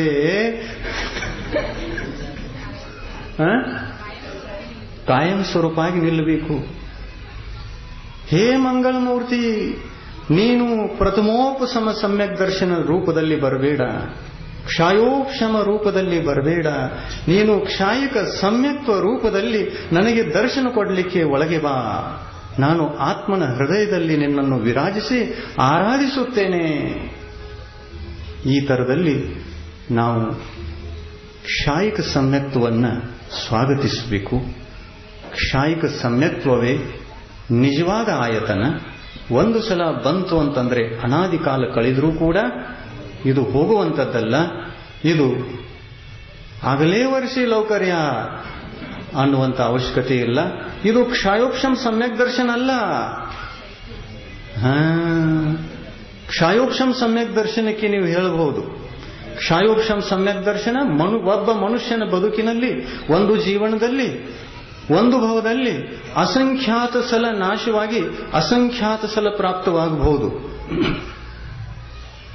ಸಮ್ಯಕ್ ದರ್ಶನ. ಯಾವುದು? ಕ್ಷಾಯೋಕ್ಷಂ ಸಮ್ಯಕ್ ದರ್ಶನ. ಹೇಳಿದ್ದಾರೆ ಶಾಸ್ತ್ರದಲ್ಲಿ. ಜಿನ ಭಗವಂತರ ಉಪದೇಶ ಇದೆ, ಆಚಾರ್ಯ ಪರಮೇಷ್ಠಿಗಳ ಉಪದೇಶ ಇದೆ, ಶಾಸ್ತ್ರಗಳೆಲ್ಲ ಹೇಳ್ತಾ ಇವೆ.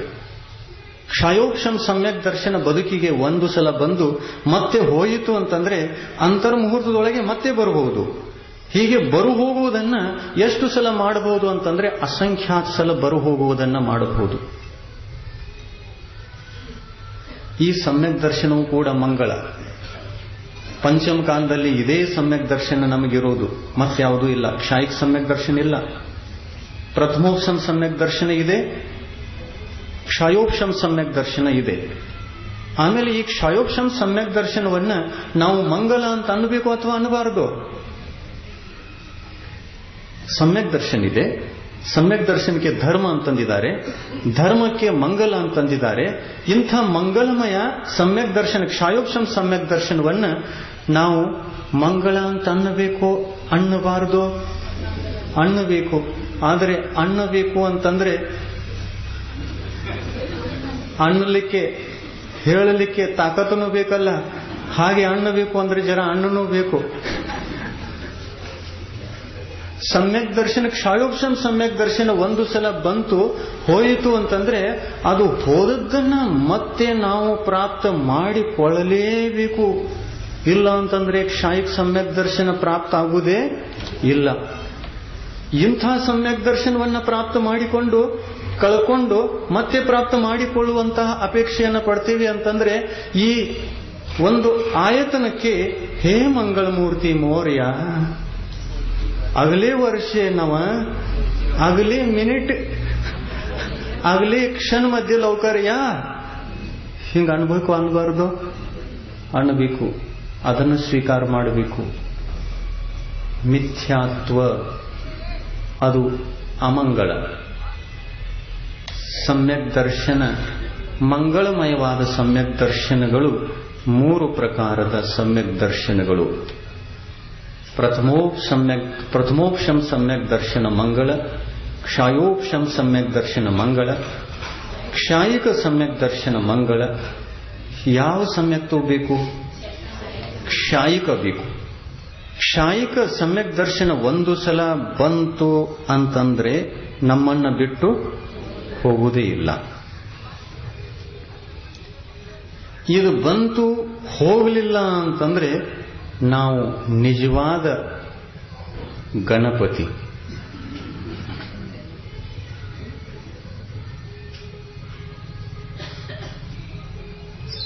ಒಗಟು ಒಡಿತ ಒಗಟ ಒಡೆದು ತಿಳ್ಕೊಂಡ್ರಿ. ಯಾವುದಕ್ಕಾಗಿ ಯಾವುದನ್ನು ಮಾಡೋದಿದೆ? ಮಂಗಲದ ಪ್ರಾಪ್ತಿಗಾಗಿ ಅಮಂಗಲವನ್ನ ತ್ಯಾಗ ಮಾಡೋದಿದೆ. ಅಮಂಗಲವನ್ನ ತ್ಯಾಗ ಮಾಡಿದ ನಂತರ ಮಂಗಲವನ್ನ ಸ್ವೀಕಾರ ಮಾಡೋದಿದೆ. ಆ ಮಂಗಲವೂ ಕೂಡ ಹೋಗು ಬರುವುದನ್ನ ಮಾಡುವಂತಹ ಮಂಗಲವೂ ಇದೆ. ಯಾವ ಮಂಗಲ ಶಾಶ್ವತ ಮಂಗಲವೋ ಅಂಥ ಶಾಶ್ವತ ಮಂಗಲಕ್ಕೆ ನಾವು ಸ್ವಾಗತವನ್ನ ಕೋರುವುದಿದೆ. ಕ್ಷಾಯಿಕ ಸಮ್ಯಕ್ ದರ್ಶನವೇ ನಿಜವಾದ ಆಯತನ, ಕ್ಷಾಯಿಕ ಚಾರಿತ್ರವೇ ನಿಜವಾದ ಆಯತನ, ಕ್ಷಾಯಿಕ ಸಮ್ಯಕ್ ದರ್ಶನವೇ ನಿಜವಾದ ಆಯತನ, ಕ್ಷಾಯಿಕ ಸಮ್ಯಕ್ ಜ್ಞಾನವೇ ನಿಜವಾದ ಆಯತನ. ಈ ಆಯತನ ಸ್ವರೂಪ, ರತ್ನತ್ರಯ ಸ್ವರೂಪ, ಈ 3 ಆಯತನಗಳು ಎಲ್ಲಿ ಯಾರ ಆತ್ಮನಲ್ಲಿ ಇವೆಯೋ ಅವರು ನಮ್ಮ ಗುರುಗಳು. ಅವರಿಗೆ ನಮಸ್ಕಾರಗಳು. ಅವರು ನಮಗೆ ನಿಜವಾದ ನಮ್ಮ ಗಣದ ಅಧಿಪತಿ, ನಮ್ಮ ಗಣಪತಿ.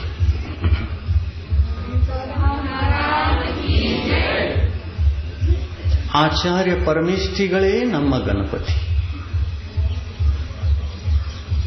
ಉಪಾಧ್ಯಾಯ ಪರಮೇಷ್ಠಿಗಳೇ ನಮ್ಮ ಗಣಪತಿ, ಸಾಧು ಪರಮೇಷ್ಠಿಗಳೇ ನಮ್ಮ ಗಣಪತಿ. ಇಂಥ ಸಾಧು ಪರಮೇಷ್ಠಿಗಳು ಚಾತುರ್ಮಾಸ ಮಾಡಿ ಹೋಗುವಾಗ ಬಂದರು. ಚತುರ್ಥಿಗೆ ಹೋದ್ರು, ದೀಪಾವಳಿಗೆ. ಈ ಗಣಪತಿ 4 ತಿಂಗಳು ಇಟ್ಕೋತೀರಿ ನೀವು. ಆಮೇಲೆ ಗಣಪತಿನೂ ಅಂತದೆ, ನಾವು 4 ತಿಂಗಳದವರೆಗೆ ಇದ್ದು ನಿಮ್ಮನ್ನೆಲ್ಲ ಅಮಂಗಲದಿಂದ ಮಂಗಲ ಅವಸ್ಥೆಗೆ ತರುವುದಕ್ಕೋಸ್ಕರ 4 ತಿಂಗಳು ಉಪದೇಶವನ್ನ ಮಾಡಿ ನಿಮ್ಮನ್ನ ಮಂಗಳ ಮಾಡಿ ಹೊರಟಿದ್ದೇವೆ. ಇನ್ನು ನಾವು ಹೋಗ್ತೇವೆ, ವಿಹಾರ ಮಾಡ್ತೇವೆ ಅಂತಂದಾಗ ನೀವೇನಂತೀರಿ? ಬೆನ್ನು ಹತ್ಕೊಂಡ ಮಂಗಳ ಮೂರ್ತಿ ಮೋರ್ಯ.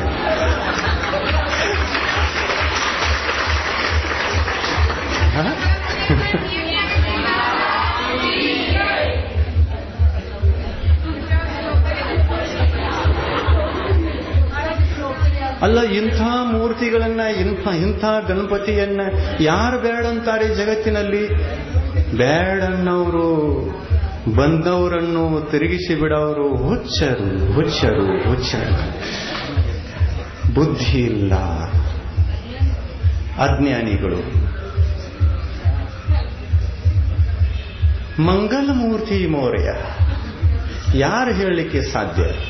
ಯಾರಲ್ಲಿ ಸಮ್ಯಕ್ತ್ವದ ಉದಯವಾಗಿದೆಯೋ, ಯಾರಲ್ಲಿ ಸಮ್ಯಕ್ ಜ್ಞಾನದ ಉದಯವಾಗಿದೆಯೋ, ಯಾರಲ್ಲಿ ಸಂಯಮದ ಉದಯವಾಗಿದೆಯೋ, ಚಾರಿತ್ರ ಬಂದಿದೆಯೋ ಅಂಥವರೇ ಮೌರ್ಯ ಅನ್ನುವಂಥ ಶಬ್ದವನ್ನು ಉಚ್ಚರಿಸಲಿಕ್ಕೆ ಸಾಧ್ಯ. ಎಲ್ಲಿ ಮಿಥ್ಯಾತ್ವದ ಕೊಳಚೆ ಇದೆ, ಆ ಕೊಳಚೆಯಲ್ಲಿ ಹುಟ್ಟಿರತಕ್ಕಂತಹ ಯಾವುದು, ಕೊಳಚೆಯಲ್ಲಿ ಯಾವ ಪ್ರಾಣಿಗಳು ಹುಟ್ಟೋದು, ಯಾವ ಜೀವಗಳು ಹುಟ್ಟೋದು? ಕೊಳಚೆಯಲ್ಲಿ ಎಂಥ ಜೀವಗಳು ಹುಟ್ಟುತ್ತವೆ? ಗಟರಿಯಲ್ಲಿ ಯಾವ ಹುಟ್ಟುತ್ತವೆ? ಕೊಳಚೆಯಲ್ಲಿ ಹುಟ್ಟತಕ್ಕಂತಹ ಹುಳುಗಳು, ಆ ಕೊಳಚೆ ಹುಳುಗಳಿಗೆ ಸಿಹಿ ಬಾವಿಯ ಸಿಹಿ ನೀರಿನ ರುಚಿ ಏನು ಗೊತ್ತು? ಗೊತ್ತಿಲ್ಲ. ಉಪ್ಪಿನ ನೀರನ್ನ ಕುಡಿದಿರತಕ್ಕಂತಹ ಸಮುದ್ರದ ಮೀನಿಗೆ ಬಾವಿಯ ಸಿಹಿ ನೀರಿನ ರುಚಿ ಏನು ಗೊತ್ತು? ಗೊತ್ತಿಲ್ಲ. ಅದಕ್ಕಾಗಿ ಮೀನಂತದೆ, ಮೀನಾ ನಡಿ, ನೀನು ಇದಕ್ಕಿಂತ ಸಿಹಿಯಾದ ನೀರನ್ನ ನಾನು ಕೊಡ್ತೇನೆ, ನಿನ್ನನ್ನು ಎತ್ತಿ ಬಾವಿಯಲ್ಲಿ ಬಿಡ್ತೇನೆ ಅಂತಂದ್ರೆ ನೀನ್ಯಾರು? ನಾನು ಬರೋಲ್ಲ ಅಂತದೆ. ಅದು ನಾನು ಬರೋಲ್ಲ, ನಾನು ವಿಶಾಲವಾದ ಜಗತ್ತಿನಲ್ಲಿದ್ದೇನೆ, ಇದರಲ್ಲಿ ನನಗೆ ಸುಖ ಇದೆ, ಆದರೆ ನಾನು ಕೊಳಚೆಯಲ್ಲಿದ್ದೇನೆ ಅಂತಕ್ಕಂತಹ ಜ್ಞಾನ ಅದಕ್ಕಿಲ್ಲ. ಸಮುದ್ರದಲ್ಲಿಯೇ ಹುಟ್ಟಿ ಸಮುದ್ರದಲ್ಲಿಯೇ ದೊಡ್ಡದಾಗಿರ್ತಕ್ಕಂತಹ ಆ ಮೀನಿಗೆ ಉಪ್ಪಿನ ನೀರನ್ನ ಬಿಟ್ರೆ ಇನ್ಯಾವ ನೀರಿನ ರುಚಿ ಗೊತ್ತು? ಯಾವುದೂ ಗೊತ್ತಿಲ್ಲ. ಅದಕ್ಕಾಗಿ ಅದು ಹೇಳ್ತದೆ, ನೀವು ಎಲ್ಲಿ ತಗೊಂಡು ಹೋಗ್ತೀರಿ? ನಮ್ದೇ ವಿಶ್ವಾಸ. ನಾನು ಹುಟ್ಟಿ ಇದೇ ನೀರನ್ನು ಕುಡಿದಿದ್ದೇನೆ, ಇಲ್ಲೇ ಬದುಕಿದ್ದೇನೆ, ನಾನು ನನ್ನ ಪರಂಪರೆಯನ್ನ ಬಿಡೋಲ್ಲ, ನಾನು ತ್ಯಾಗ ಮಾಡೋಲ್ಲ ಅಂತದೆ. ಅದು ನನ್ನ ಪರಂಪರೆಯನ್ನು ನಾನು ಬಿಡೋಲ್ಲ.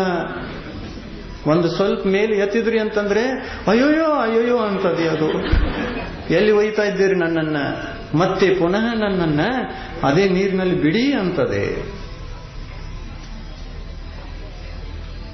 ಆದರೆ ಒಂದು ಬಾವಿಯಲ್ಲಿ ಹುಟ್ಟಿರ್ತಕ್ಕಂತಹ ಮೀನು ಅಲ್ಲಿಯೇ ಬೆಳೆದು ದೊಡ್ಡದಾಗಿದೆ, ಕಪ್ಪೆಯೂ ದೊಡ್ಡದಾಗಿದೆ, ಮೀನೂ ದೊಡ್ಡದಾಗಿದೆ. ಈ ಎರಡೂ ಪ್ರಾಣಿಗಳನ್ನು ತಗೊಂಡು, ಅಲ್ಲ ಮೀನುಗಳೇ, ನಾನು ನಿಮಗೆ ವಿಶಾಲವಾದ ಜಗತ್ತಿನ ದರ್ಶನವನ್ನ ಮಾಡಿಸಿ ತರ್ತೇನೆ ಅಂತಂದ್ರೆ ಮೀನು ತಯಾರಾದೀತು. ಬಾವಿ ಮೀನು ಸಮುದ್ರದಲ್ಲಿ ಹೋಗಿ ಆ ಜಗತ್ತಿನ ದರ್ಶನವನ್ನು ಮಾಡಲಿಕ್ಕೆ ತಯಾರಾದೀತು. ಅದು ಮೊದಲು ಕೇಳ್ತದೆ, ಸಮುದ್ರದಲ್ಲಿ ನಾನು ದರ್ಶನಕ್ಕೆ ಬಂದಾಗ ಅಲ್ಲಿ ನನಗೆ ಉಣ್ಣು ತಿನ್ನೋದು ಏನು ಸಿಗ್ತದೆ ಅಂತ ಮೊದಲು ಕೇಳಬಹುದು.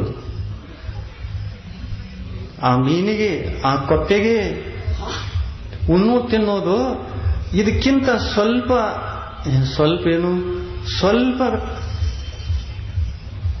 ಸವಳು ನೀರು ಸಿಗ್ತದೆ ಅಷ್ಟೇ. ಆಮೇಲೆ ಸವಳಿತ್ತು ಅಂತಂದ್ರೆ ನನ್ನನ್ನು ಒಯ್ಬೇಡಪ್ಪ, ನಿನ್ನ ದೊಡ್ಡ ಜಗತ್ತ ನಿನ್ನ ಹತ್ತಿರ ಇರಲಿ, ನನ್ನ ಬಾವಿ ನನ್ನ ಹತ್ತಿರ ಇರಲಿ.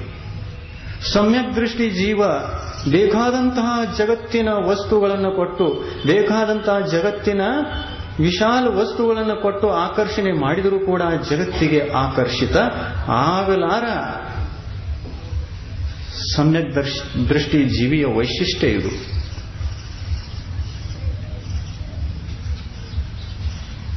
ತಾನು ತನ್ನ ಜಾಗದಲ್ಲಿದ್ದರೂ, ತನ್ನ ಸಂಕುಚಿತವಾದ ಸ್ಥಾನದಲ್ಲಿದ್ದರೂ, ಸಂಕುಚಿತವಾದ ಬಂಧು ಬಳಗದಲ್ಲಿದ್ದರೂ ಕೂಡ, ಹೇ ಸಮ್ಯಕ್ ದೃಷ್ಟಿ ಜೀವ, ನೀನು ನಿನ್ನ ಸಮ್ಯಕ್ತ್ವವನ್ನು ಬಿಡು, ನಿನ್ನ ಜಾಗವನ್ನು ಬಿಡು, ನಿನ್ನ ಆಯತನಗಳನ್ನೆಲ್ಲ ಬಿಡು, ನಿನ್ನ ಸಂಗತಿಯನ್ನೆಲ್ಲ ಬಿಡು, ನೀನು ನಿನ್ನ ಆತ್ಮನನ್ನ ಹೊರತೆಗಿ, ಸ್ವಲ್ಪ ವಿಚಾರದಲ್ಲಿ ಪರಿವರ್ತನೆಯನ್ನು ಮಾಡಿಕೊಳ್ಳು.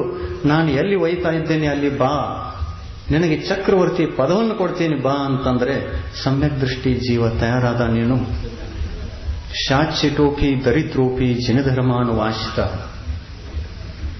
ಮಾ ಭವತ್ ಚಕ್ರವರ್ತಿಪಿ.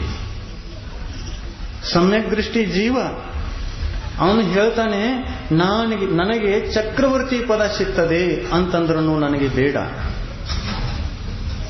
ಸಮ್ಯಕ್ತವನ್ನ ತ್ಯಾಗ ಮಾಡಿದ ನಂತರ ನನಗೆ ಚಕ್ರವರ್ತಿ ಪದ ಸಿಗ್ತದೆ ಅಂತಂದ್ರೆ ಸ್ವೀಕಾರ ಮಾಡಲಿಕ್ಕೆ ತಯಾರಾಗುಲ್ಲ.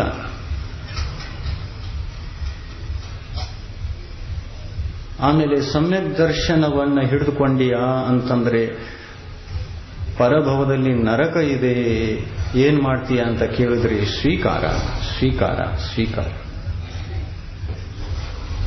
ಸಮ್ಯಕ್ತ್ವ ಸಹಿತ ನನಗೆ ನರಕ ಸಿಕ್ಕರೂ ಕೂಡ ಸ್ವೀಕಾರ.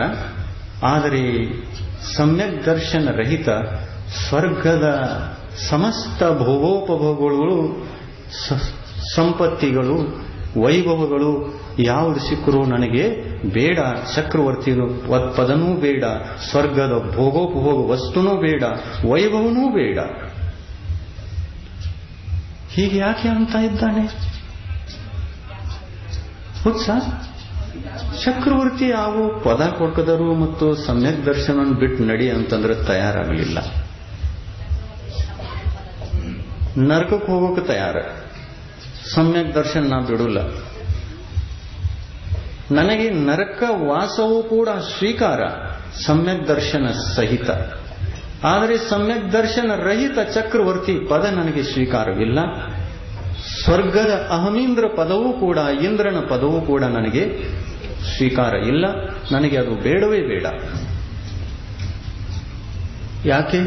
ಯಾಕೆ ಅಂತಂದ್ರೆ ಜಗತ್ತಿನಲ್ಲಿ ಇರುವುದೇ ಮಂಗಲ.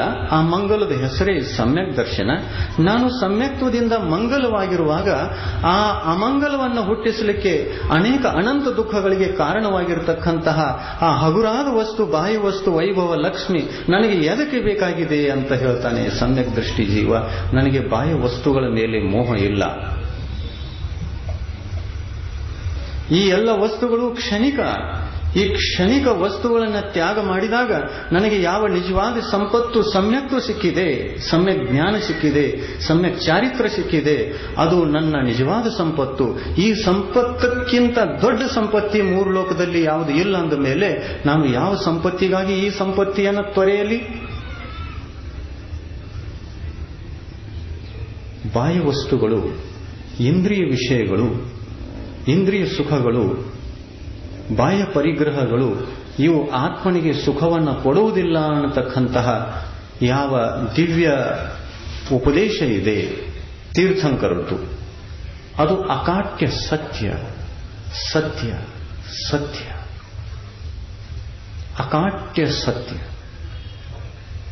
ಬಾಹ್ಯ ವಸ್ತುಗಳಲ್ಲಿ ಆತ್ಮಸುಖ ಇಲ್ಲ. ಆತ್ಮನಲ್ಲಿ, ಆತ್ಮಸುಖದಲ್ಲಿ ಬಾಹ್ಯ ವಸ್ತುಗಳಿಲ್ಲ. ಬಾಹ್ಯ ವಸ್ತುಗಳ ಸುಖ ಸಿಗುವಾಗ ಆತ್ಮಸುಖ ಇಲ್ಲವೇ ಇಲ್ಲ. ಆತ್ಮಸುಖ ಸಿಗುವಾಗ ಬಾಹ್ಯ ವಸ್ತುಗಳ ಮುಖಾಂತರ ಸಿಗುವಂತ ಇಂದ್ರಿಯ ಸುಖ ಅಲ್ಲಿಲ್ಲ. ಇದು ಪರಮಾರ್ಥ ಸುಖ, ಇದು ಅತೀಂದ್ರಿಯ ಸುಖ, ಇದು ಅಕ್ಷಯ ಸುಖ, ಇದು ಅಕ್ಷಯ ಭಂಡಾರ. ಆತ್ಮನಿಂದ ಆತ್ಮನಲ್ಲಿ, ಆತ್ಮನ ಮುಖಾಂತರ ಆತ್ಮನಿಗೆ ಪ್ರಾಪ್ತವಾಗತಕ್ಕಂತಹ ಸುಖ. ಈ ಸುಖವನ್ನು ಬಿಟ್ಟು ಜಗತ್ತಿನಲ್ಲಿ ಮತ್ಯಾವ ಸುಖವೂ ಕೂಡ ಇಲ್ಲ. ಇದೇ ಹೆಚ್ಚಿನದು. ಈ ಸುಖವನ್ನು ಯಾರು ಪಡೆದರೂ ಅವರು ಮಂಗಲರಾದರು. ಇದನ್ನು ಪಡೆದವರು ಸಾಧು ಪರಮಿಷ್ಠಿಗಳು ಮಂಗಲ.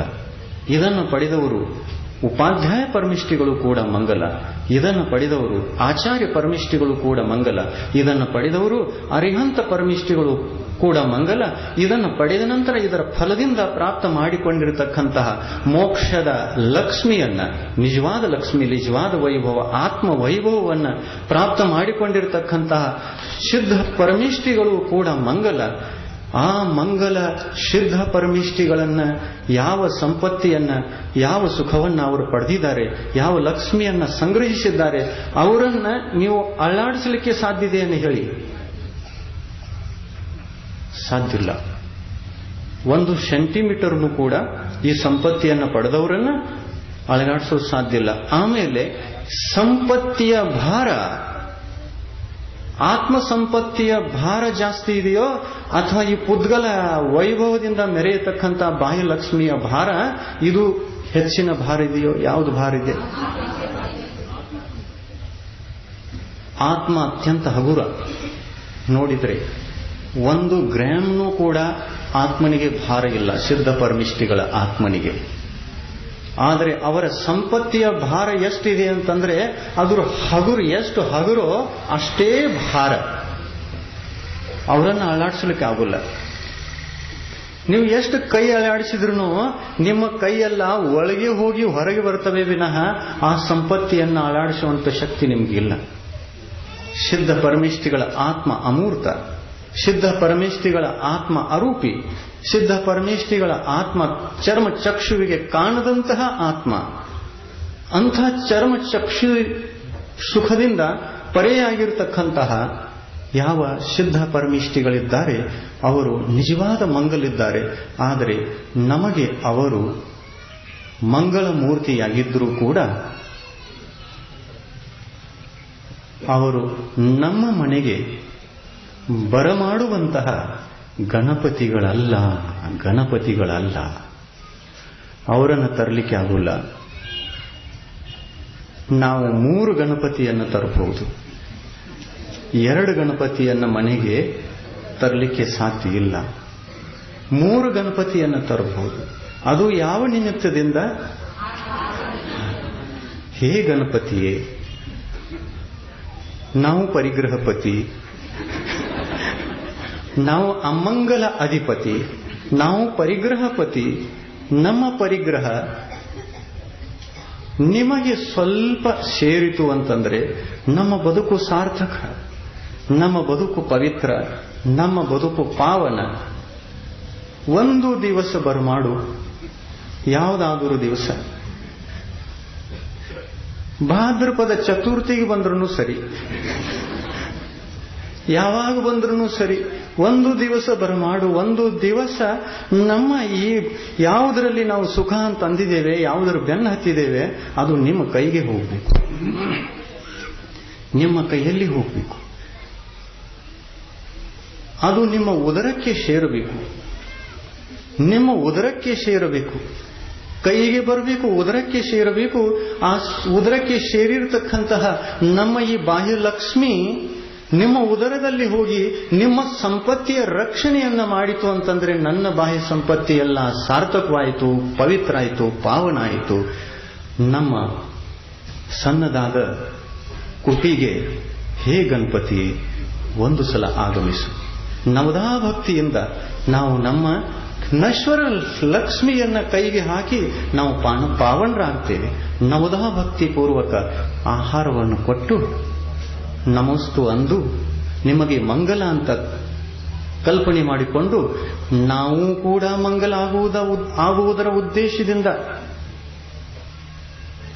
ನಾವು ಮಂಗಲ ಆಗುವಂತಹ ಅಪೇಕ್ಷೆಯನ್ನ ಇಟ್ಟುಕೊಂಡು ನಿಮ್ಮಂತಹ ಮಂಗಲ ಅಧಿಪತಿಗೆ, ಗಣಪತಿಗೆ ನಾವು ಸತ್ಕಾರ ಮಾಡ್ತೇವೆ. 1 ಸಲ ಬನ್ನಿ. ಗಣಪತಿ ನಿಮ್ಮ ಗಣಪತಿ ಅಂತದೆ, ನಿನ್ನ ನಿಮಂತ್ರಣ ಸ್ವೀಕಾರಿಲ್ಲ. ಯಾಕೆಂದರೆ ನಾವು ಕೇವಲ ಗಣಪತಿ ಅಷ್ಟೇ ಅಲ್ಲ, ನಾವು ಅತಿಥಿಗಳು, ತಿಥಿಯಿಲ್ಲದೆ ಬರೋವರು.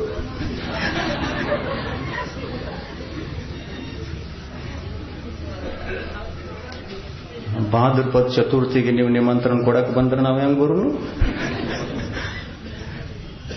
ನಾವು ಹಾಗೆ ಬರಲಿಕ್ಕೆ ಸಾಧ್ಯ ಇಲ್ಲ. ನಾವು ಗಣಪತಿ, ಆದರೆ ಜೊತೆಯಲ್ಲಿ ಅತಿಥಿ. ನಮ್ಮ ಸ್ವರೂಪವನ್ನು ತಿಳಿದುಕೊಂಡು ಸತ್ಕಾರ ಮಾಡು. ನಾವು ಯಾವ ದಿವಸ ಬರ್ತೇವೆ ಗ್ಯಾರಂಟಿ ಇಲ್ಲ. ನೀವು ಕರಿಯೂರದಿಂದ ಬರೋಣ? ಇಲ್ಲ. ನಿಜವಾದ ಮಂಗಲಮೂರ್ತಿ ಕರೆಯುವುದರಿಂದ ಬರೋಲ್ಲ. ಅಮಂಗಲಮೂರ್ತಿ ಕರೆದ್ರೂ ಬರ್ತದೆ, ಬರೋಲ್ಲ. ಅಮಂಗಲಮೂರ್ತಿ ಅಂದ್ರೆ ಯಾರು? ನೀವು. ಪರಿಗ್ರಹ ಇದೆ ಅಂದಮೇಲೆ ಯಾವ ಮೂರ್ತಿ ನೀವು? ಅಮಂಗಲಮೂರ್ತಿ. ಯಾರಾದರೂ ನಿಮಂತ್ರಣ ಕೊಟ್ಟರು ಅಂತಂದ್ರೆ ಬಹಳ ಚಲೋ ಆಯ್ತಾ, ಇದು ನಿಮಂತ್ರಣ ಕೊಟ್ಟು ಹೋಗಿದ್ದಾರೆ, ಏನೇನೋ ಲಾಡು ಚೋಡ ಎಲ್ಲ ವ್ಯಂಜನ ಮಾಡಿ ಇಡಾವ್ರಿದ್ದಾರೆ, ಹೊಡೆದು ಬರುನು.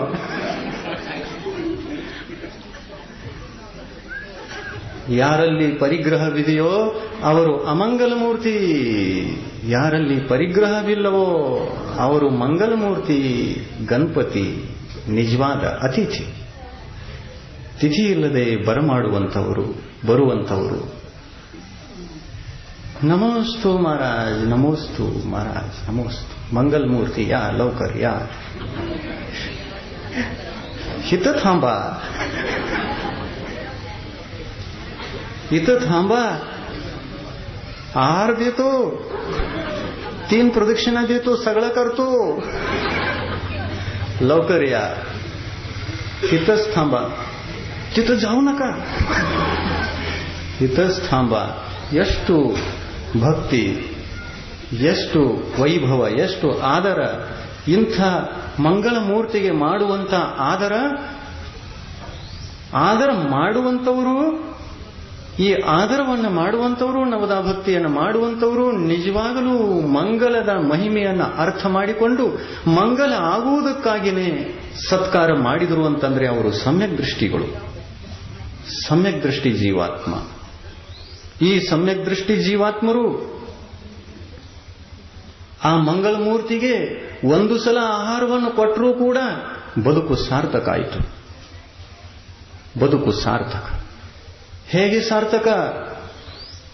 ಸಾರ್ಥಕ ಹೇಗೆ ಆಯಿತು ಅಂತಂದ್ರೆ ಭವಭವದ ಕರ್ಮಗಳೆಲ್ಲ ಕಳಚಿಬಿದ್ದು, ಭವಭವದ ಅನಂತ ಭವಗಳ ಸಂಸಾರ ದುಃಖಗಳೆಲ್ಲ ಕಳಚಿ ಹೋಗಿ ಅರ್ಧ ಪುದ್ಗಲ ಪರಾವರ್ತನ ಕಾಲದ ಮಧ್ಯದಲ್ಲಿ ಸಮ್ಯಕ್ ದರ್ಶನ ಪ್ರಾಪ್ತವಾಗುವ ಕಾರಣದಿಂದ ಮುಕ್ತಿಗೆ ಹೋಗತಕ್ಕಂತಹ ಶಕ್ತಿ ಬಂತು. ಅಲ್ಲದೆ ಅರ್ಧ ಪುದ್ಗಲ್ ಪರಾವರ್ತನ ಇದು ಅಸಂಖ್ಯಾತ ಭವಗಳ ಸಮುದಾಯ. ಈ ಮಧ್ಯದಲ್ಲಿ ಇಂಥ ಮಂಗಲಮೂರ್ತಿಗೆ, ಇದು ಸಣ್ಣ ಮಂಗಲಮೂರ್ತಿ, ಅದು ದೊಡ್ಡ ಮಂಗಲಮೂರ್ತಿ. ಅದು ಚತ್ತಾರಿ ಮಂಗಲಂದಲ್ಲಿದೆ, ಇದು ಚತ್ತಾರಿ ಮಂಗಲಂದಲ್ಲಿ ಪ್ರವೇಶ ಮಾಡಲಿಕ್ಕೆ ಹೊರಟಿದೆ. ಯಾತ್ರೆ ಈಗ ಶುರು ಆಗಿದೆ. ಒಂದು ಗಣಪತಿ ಚತ್ತಾರಿ ಮಂಗಲಂದಲ್ಲಿದೆ, ಇದು ಗಣಪತಿ ಆಗಲಿಕ್ಕೆ ಹೊರಟಿದೆ. ಇದು ಇನ್ನೂ ಮಣ್ಣಿನ ಮುದ್ದೆಯ ರೂಪದಲ್ಲಿದೆ. ಈ ಮಣ್ಣಿನ ಮುದ್ದೆ ಗಣಪತಿ ಆಗಬಹುದು, ಇದರಲ್ಲಿ ಯೋಗ್ಯತೆ ಇದೆ, ಶಕ್ತಿ ಇದೆ.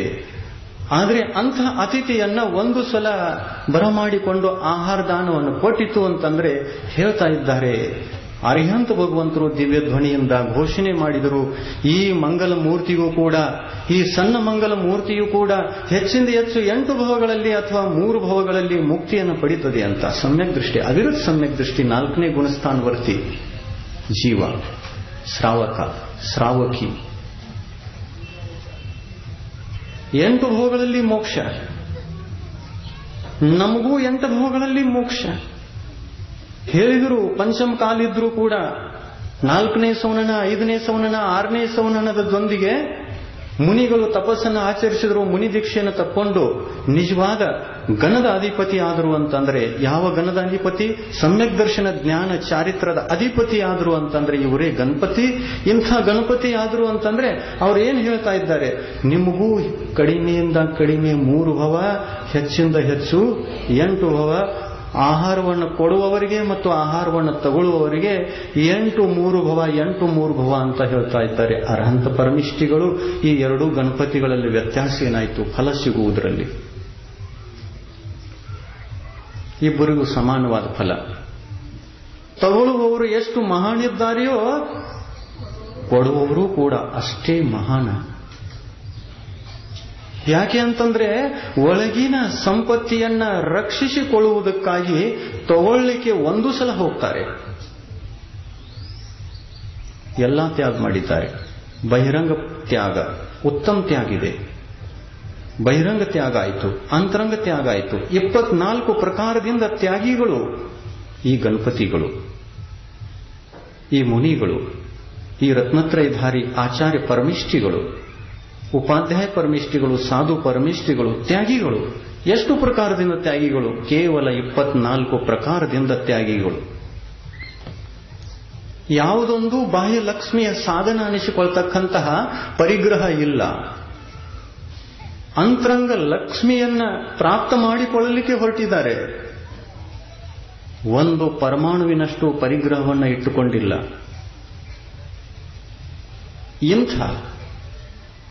ಇಂಥ ಅಂತರಂಗ ಲಕ್ಷ್ಮಿಯಿಂದ ಸಹಿತವಾಗಿರ್ತಕ್ಕಂತಹ ಮಂಗಲ ಪಾಠದಲ್ಲಿ ಬರುವಂತಹ ಸಾಧು ಆಚಾರ್ಯ ಉಪಾಧ್ಯಾಯ ಪರಮಿಷ್ಠಿಗಳ ಕೈಯಲ್ಲಿ ಒಂದು ಸಲ ಆಹಾರ ಹೋಯಿತು ಅಂತಂದ್ರೆ ಏನಾಯಿತು? ಚಮತ್ಕಾರ ಆಯಿತು. ಜೀವನ ಪೂರ್ತಿ ಪರಿವರ್ತಿತ ಆಯಿತು. ಜೀವನದಲ್ಲಿ ಹೊಸ ನವ್ಯ ಜೀವನ ಬಂತು. ಅಂಥ ಸಾಧುಗಳಿಗೆ ಮತ್ತು ಇಂಥ ಶ್ರಾವಕರಿಗೆ ಮಂಗಳದ ದೃಷ್ಟಿಯಿಂದ ನೋಡಿಕೊಂಡರೆ ಯಾವ ವ್ಯತ್ಯಾಸನೂ ಇಲ್ಲ. ಸಮ್ಯಕ್ ದರ್ಶನ ಮಂಗಲ ಹೌದು, ಆದರೆ ಆ ಸಮ್ಯಕ್ತದ ಜೊತೆಯಲ್ಲಿ ಎಲ್ಲಿಯ ತನಕ ಸಂಯಮ ಬರುವುದಿಲ್ಲವೋ ಅಲ್ಲಿಯ ತನಕ ಬಾಹ್ಯ ವಸ್ತುಗಳ ತ್ಯಾಗ ಆಗುಲ್ಲ. ಆದರೆ ಯಾವಾಗ ಬಾಹ್ಯ ವಸ್ತುಗಳ ತ್ಯಾಗವಾಯಿತೋ ಆವಾಗ ಸಂಯಮ ಬಂತು. ಸಂಯಮ ಬಂದಾಗ ಸಂಪೂರ್ಣ ತ್ಯಾಗವಾಯಿತು. ಯಾವುದು ಒಂದು ವಸ್ತು ಉಳಿಯಲಿಲ್ಲ ಬದುಕಿನಲ್ಲಿ. ಬಹಿರಂಗದ 10 ಪರಿಗ್ರಹಗಳ ತ್ಯಾಗವಾಯಿತು, ಅಂತರಂಗದ 14 ಪರಿಗ್ರಹಗಳ ತ್ಯಾಗವಾಯಿತು, ಮಂಗಲವಸ್ಥೆ ಪ್ರಾಪ್ತವಾಯಿತು. ಸಂಯಮ ಮಂಗಳ. ಎಲ್ಲಿ ಸಂಯಮವಿದೆಯೋ ಅಲ್ಲಿಯೇ ಉತ್ತಮ ತ್ಯಾಗ ಇದೆ. ಎಲ್ಲಿ ಉತ್ತಮ ಸಂಯಮವಿದೆಯೋ ಅಲ್ಲಿಯೇ ಉತ್ತಮ ತ್ಯಾಗ ಇದೆ. ನಿನ್ನಿನ ಹೊತ್ತು ನಾವು ಉತ್ತಮ ಸಂಯಮದ ಬಗ್ಗೆ ಹೇಳಿದ್ದೀವಿ, ತಪದ ಬಗ್ಗೆ. ಮಣ್ಣಿನ ಹೊತ್ತು ಹೇಳಿದ್ದೆ ಸಂಯಮದ ಬಗ್ಗೆ.